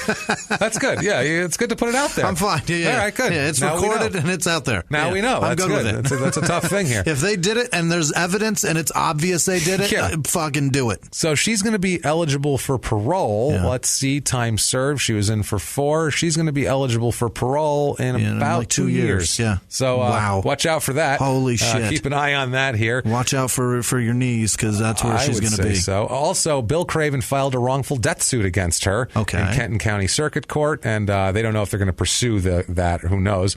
She's also ordered to pay a court fee of $100, which I find hilarious, and the experts in the defense counsel bill in the amount of $107,785.75.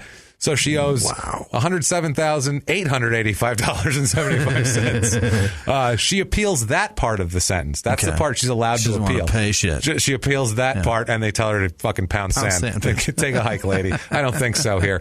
That's great. Jesus Christ, man. So mid-March 2004, they sentenced McIntyre.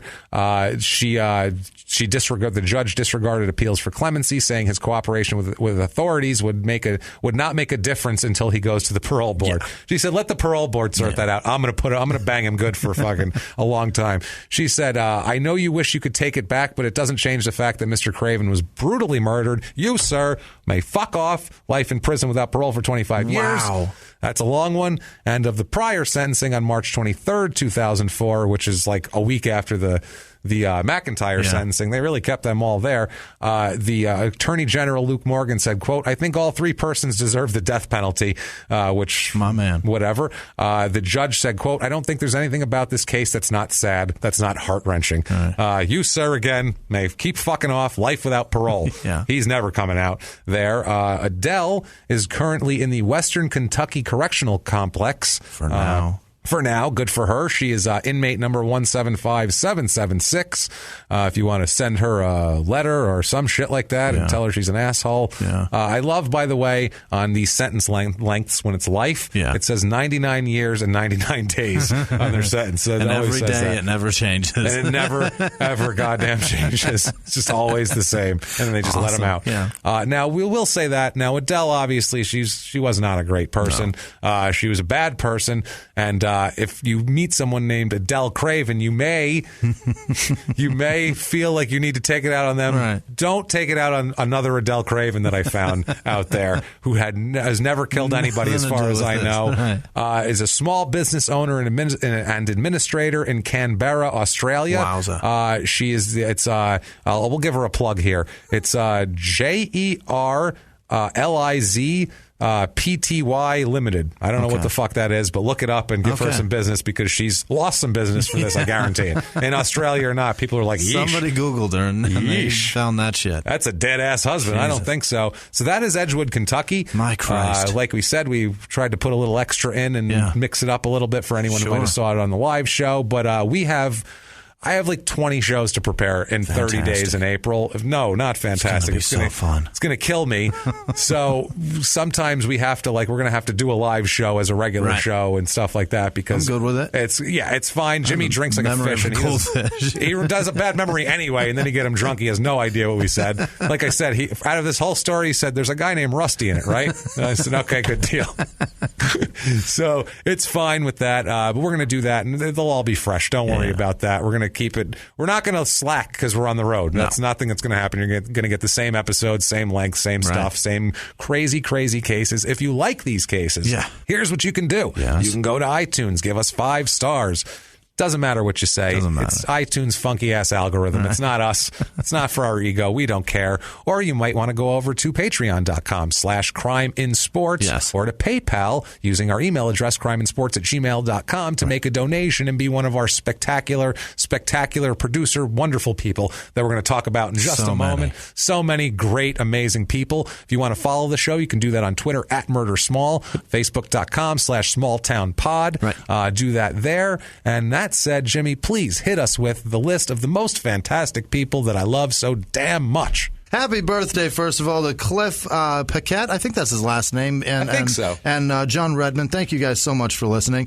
Chrissy Ann Castaldi and Sarah Gilbo continue to be fucking incredible. Thank you both so much. You're the best. Connie Young, Asanu Zell Nelson. That's it. Asanu Zell Nelson. Fucking shit. Kathleen Marquardt, Michelle Hayes, Kevin Gilroy. He's a local comic in Phoenix. He's I like him. They call him the worst local comic, but he's a fucking great dude. He's a nice guy. I've never seen his comedy. He's going to come meet us. Don't. He might be a good comic. He'll be at the Phoenix show. Yeah, so come out and see us, Kevin. Jill Krauth, Melanie Steinel, Elizabeth Britton, Ted Cyrus, Kimberly Vautour. Jed. I'm a fucking terrible writer. Robert Madursky, Kapow Designs. Yeah. She up there in New York. We love her. James Cook continues to fucking support us. Thank you so much, James. Aaron Campbell, Mary Faust. Thank you so much, Mary, for your email. Yes, that was cool. Congratulations, and keep fucking moving forward. Really. You're doing the Lord's work, and we read that, man. We both, It's fucking That's incredible. Awesome. You're we're awesome. happy for you, Mary. Elizabeth Heitbrink, Madeline Bro, David Immel, Phoebe Lara, Under the Sea Fabrics. I'm not sure what it is. I hope you guys are supporting them, whatever they do. Nathan Tebay, Jacqueline Hall. Nathan Tebay. Okay. Sorry, I'm sorry. Tebay. I thought it was a joke and it was Teabag. I'm like, did you say Nathan Teabag and keep moving? No. I would have had some Sorry, words Mr. Teabag. We appreciate He gets that a lot, I'm sure of it. Stacey L. Langtot. It's got to be Langtot, right? Lanct. Yeah, she's donated before. Is it with the C? It might be Langstott. Langstott? Oh, could be. Maybe that's less because Lanktit is brutal. Less consonant-y. Right, it's less difficult. Mark Hamill. I hope that's it's not. I wanted it to be, but it's not. Did Luke Skywalker give us money? Thanks, Luke. Mariah Min here. Thank you, Mariah. She's terrific. She's the best. Yeah, we like her a lot. Mariah. Lauren Odom, Tabitha McClary Beaver. No, Bayer. Jesus Christ. So sorry, Johnny Tabitha. Teabag and Tabitha Beaver. This is great. You're batting 1,000, Jimmy. Stephen Slade. Thank you so much. Regina Egan, one of the Egan sisters. Hey, one of the Thank Egan you girls. so much, Thank Regina. you so much. She said she's not fancy like her sister negotiating raises, but her 3% raise She'll is take just her fine. 3 and chip us off some 2.6, bucks. she said her. So that's Thank really you, cool. Regina. We love us some Egan girls. Thank you. Michelle Jolly in Australia. Thank you. She's the best, too. Watch Always your comes fucking through. children around people in Australia, apparently. Or, I guess South Africa, too. Watch your buttholes. Just fucking around the area. Everybody watch your kids' buttholes. Everybody. Janice Klett, Christopher Reed. No, Christopher Lee. God damn it. Thank you, Chris. Thank you. Araya Strauss, Megan Smith, Sarah Peterson, Nicole Dainzer, Tayen Kim. Tayen. Tayen. Tayen, right? I'm not sure. Fucking Jesus. Oh, wow. She's terrific. She sent me messages on Instagram, too, and I still can't pronounce her name. I didn't even ask because I'm an asshole. Donald Owen or Donald? Donald? It's Donald, right? Joseph Brouillet, Brouillet. What? Yeah, that's a tough one. Fucking that's French, right? That's a tough one. Brulee? It could be brulee. Like creme? It could be. Like creme. Jake LeBeer, Colin Lesky, Teresa Montano, Jacob Manbeck. Yes, almost called him Mandick. I'm so sorry, Jacob. Mandick, Teabag, and fucking Mandy Beaver, or whatever the hell her name was. Terrible. I think it was Tabitha.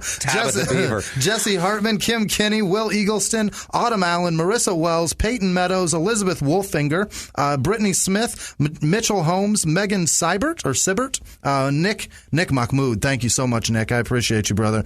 Cindy Villatoro, Celeste with no last name, Katrina Seabright, Tamesha Dorico, or Tamisha. It's probably Tamisha. Probably. Dylan Wimp. That's fucking. Are you serious? No. Could it possibly be really Wimp? No.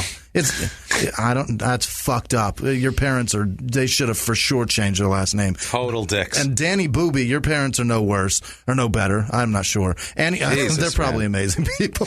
These are all very nice people that were just befouling. Annie Eckler, Judith Keel, Vicky Yano Shaw, Jean Jean. It's Jean Virginia Brinson. That's who it is. Lola Major, Mike Sapelli, Danny Cav, Jeffrey Goin Caroline Rawson, probably. Krista I. Klett, or L. Klett. I think it's I. God damn it. Jenna Grosh. I'm so sorry, you guys. Neil Annis. What's that last one? Annis, Annis. Okay. Yeah, I think I got it. I was going to say, do you have Teabag, Beaver, Anus, and fuck? That's too much. Come on. This week is brutal. Come on, guys. Cody Aiello, Ariana Reyes, Ann Mancini, Candace Newby, Ted Ninkovich, Robert Yurgis, Colin Lesky, Kathy McGregor, Amanda Clare, Michael Guzman, Dirty Balls Podcast. I don't know what that one is. I haven't heard it yet. Thank you very much, guys. Brother. Kelly Morris, Megan Smith, Jesse Hartke, Haley Garena, Jeff Watson, Joanne Mullins, Shelley Comer, Robbie Burden, Antonio with no last name, Samantha Trarbick, Brittany McDonald, Jeff Watson, Robert Riggins, December Theron, Allison Davis, Tina Sanchez, and somebody named Mike. You guys are fucking amazing. Thank you. Thank you so much for supporting what we do. We can't legitimately cannot do this without you. And literally what we said at the top of the show and all that shit, it's so true. If it wasn't for you guys, this would not be fucking possible. It doesn't happen. No one can work. We can't work this much for free. We just can't. It's impossible. Right. This is all I do. And you wouldn't all day, all night. Nobody out there is going to work 80 hours a week for 2 years for nothing. Right. And that's what I've done like an asshole. And fucking, you know what I mean? So thank you guys. And you guys fucking come through. Yeah. And so it doesn't matter. We don't give a shit how much we get fucked over on the other side. Because honestly, man, when you get fucked over enough, you go, why am I doing this? Right. And then we go, oh yeah. We have an audience. This is why we're give doing a shit. this. And you guys care so much that you guys buy tickets to see us at shows. guys. So many of them that we have to put 2 fucking shows in cities now. What we're saying, thank you guys, is you guys are dicks that are making us fucking loyal to you, that we have to fucking do things for you now, and we don't appreciate you guys engendering all this loyalty from us. Stop being such friends, goddammit. Stop being so fucking good to us. I'm just kidding. We love you guys so much. Honestly, you're the only goddamn thing in this world we can count on with these shows. And so thank you guys. And we'll continue doing the shows just for you if we have to. That's true. We don't give a shit. Thank you, folks. Thank you, folks. You guys are amazing.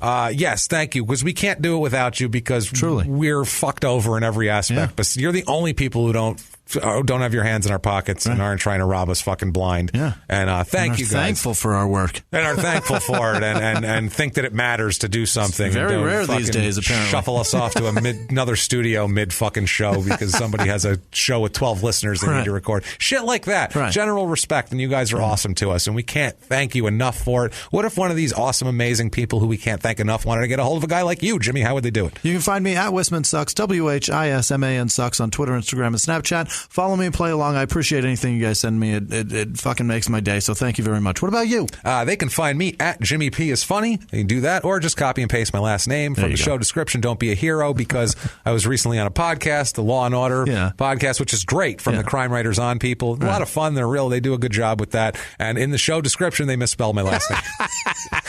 They flipped the I and the E. That's awesome, because a guy on YouTube fucking made a YouTube video of him that guy's great. Doing fantastic at it. He even said at the end of it, I did the impossible. The funny part is, I saw it and I wasn't even mad at all. I was like, all right, whatever. Like, I didn't even have one emotion of like, how dare they? I was like, well, yeah, my name sucks. That's why I said copy and paste it. You're not going to fucking spell it right. It's fine. It's better than some spellings I've seen, so I'll take it. People have written articles about us and put my name JMMY. The entire fucking article. I'm just Which like, is pretty simple. Fuck it. It's fine. I don't give a shit. Do that. Follow us. See us. And we'll keep coming back always. Hit those live shows up, because God damn it, are they fun. I can't wait to see you guys, LA, San Diego, next weekend. It's been our pleasure, everybody. Thank you.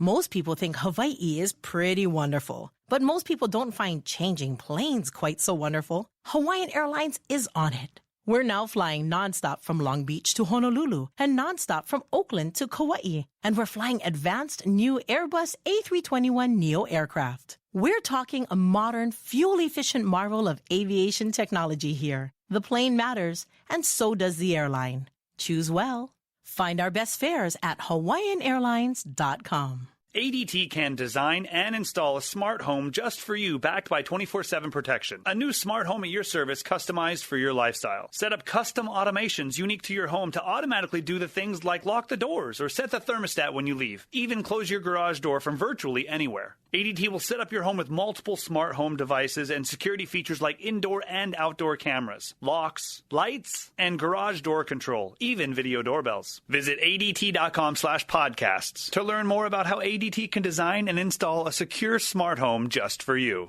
If you like Small Town Murder, you can listen early and ad-free now by joining Wondery Plus in the Wondery app or on Apple Podcasts. Prime members can listen early and ad-free on Amazon Music. Before you go, tell us about yourself by filling out a short survey at Wondery.com/survey. In the 1980s, a rosé swept the country. Hey, Mike, I really like this White Zinfandel. Well, good. Now put it down. We're going to try another one. White Zin became America's top-selling wine. But most don't know that this sweet drink has a sour history. What began in 1986 with counterfeit bottles, a big fraud, a multi-million-dollar fraud, sent investigators chasing one of the most powerful families in the business, the Licciardis. But the closer the feds got to them, the more dangerous things became. It's a story of deceit. At the time, I was paranoid. Threats. You touch my kids, I will kill you. And murder. With a .22 caliber bullet to the head. What started with a scheme to mislabel wine spilled into a blood-soaked battle for succession. Welcome to Bloodvines. You can binge listen to Bloodvines exclusively and ad-free on Wondery Plus. Join Wondery Plus in the Wondery app, Apple Podcasts, or Spotify.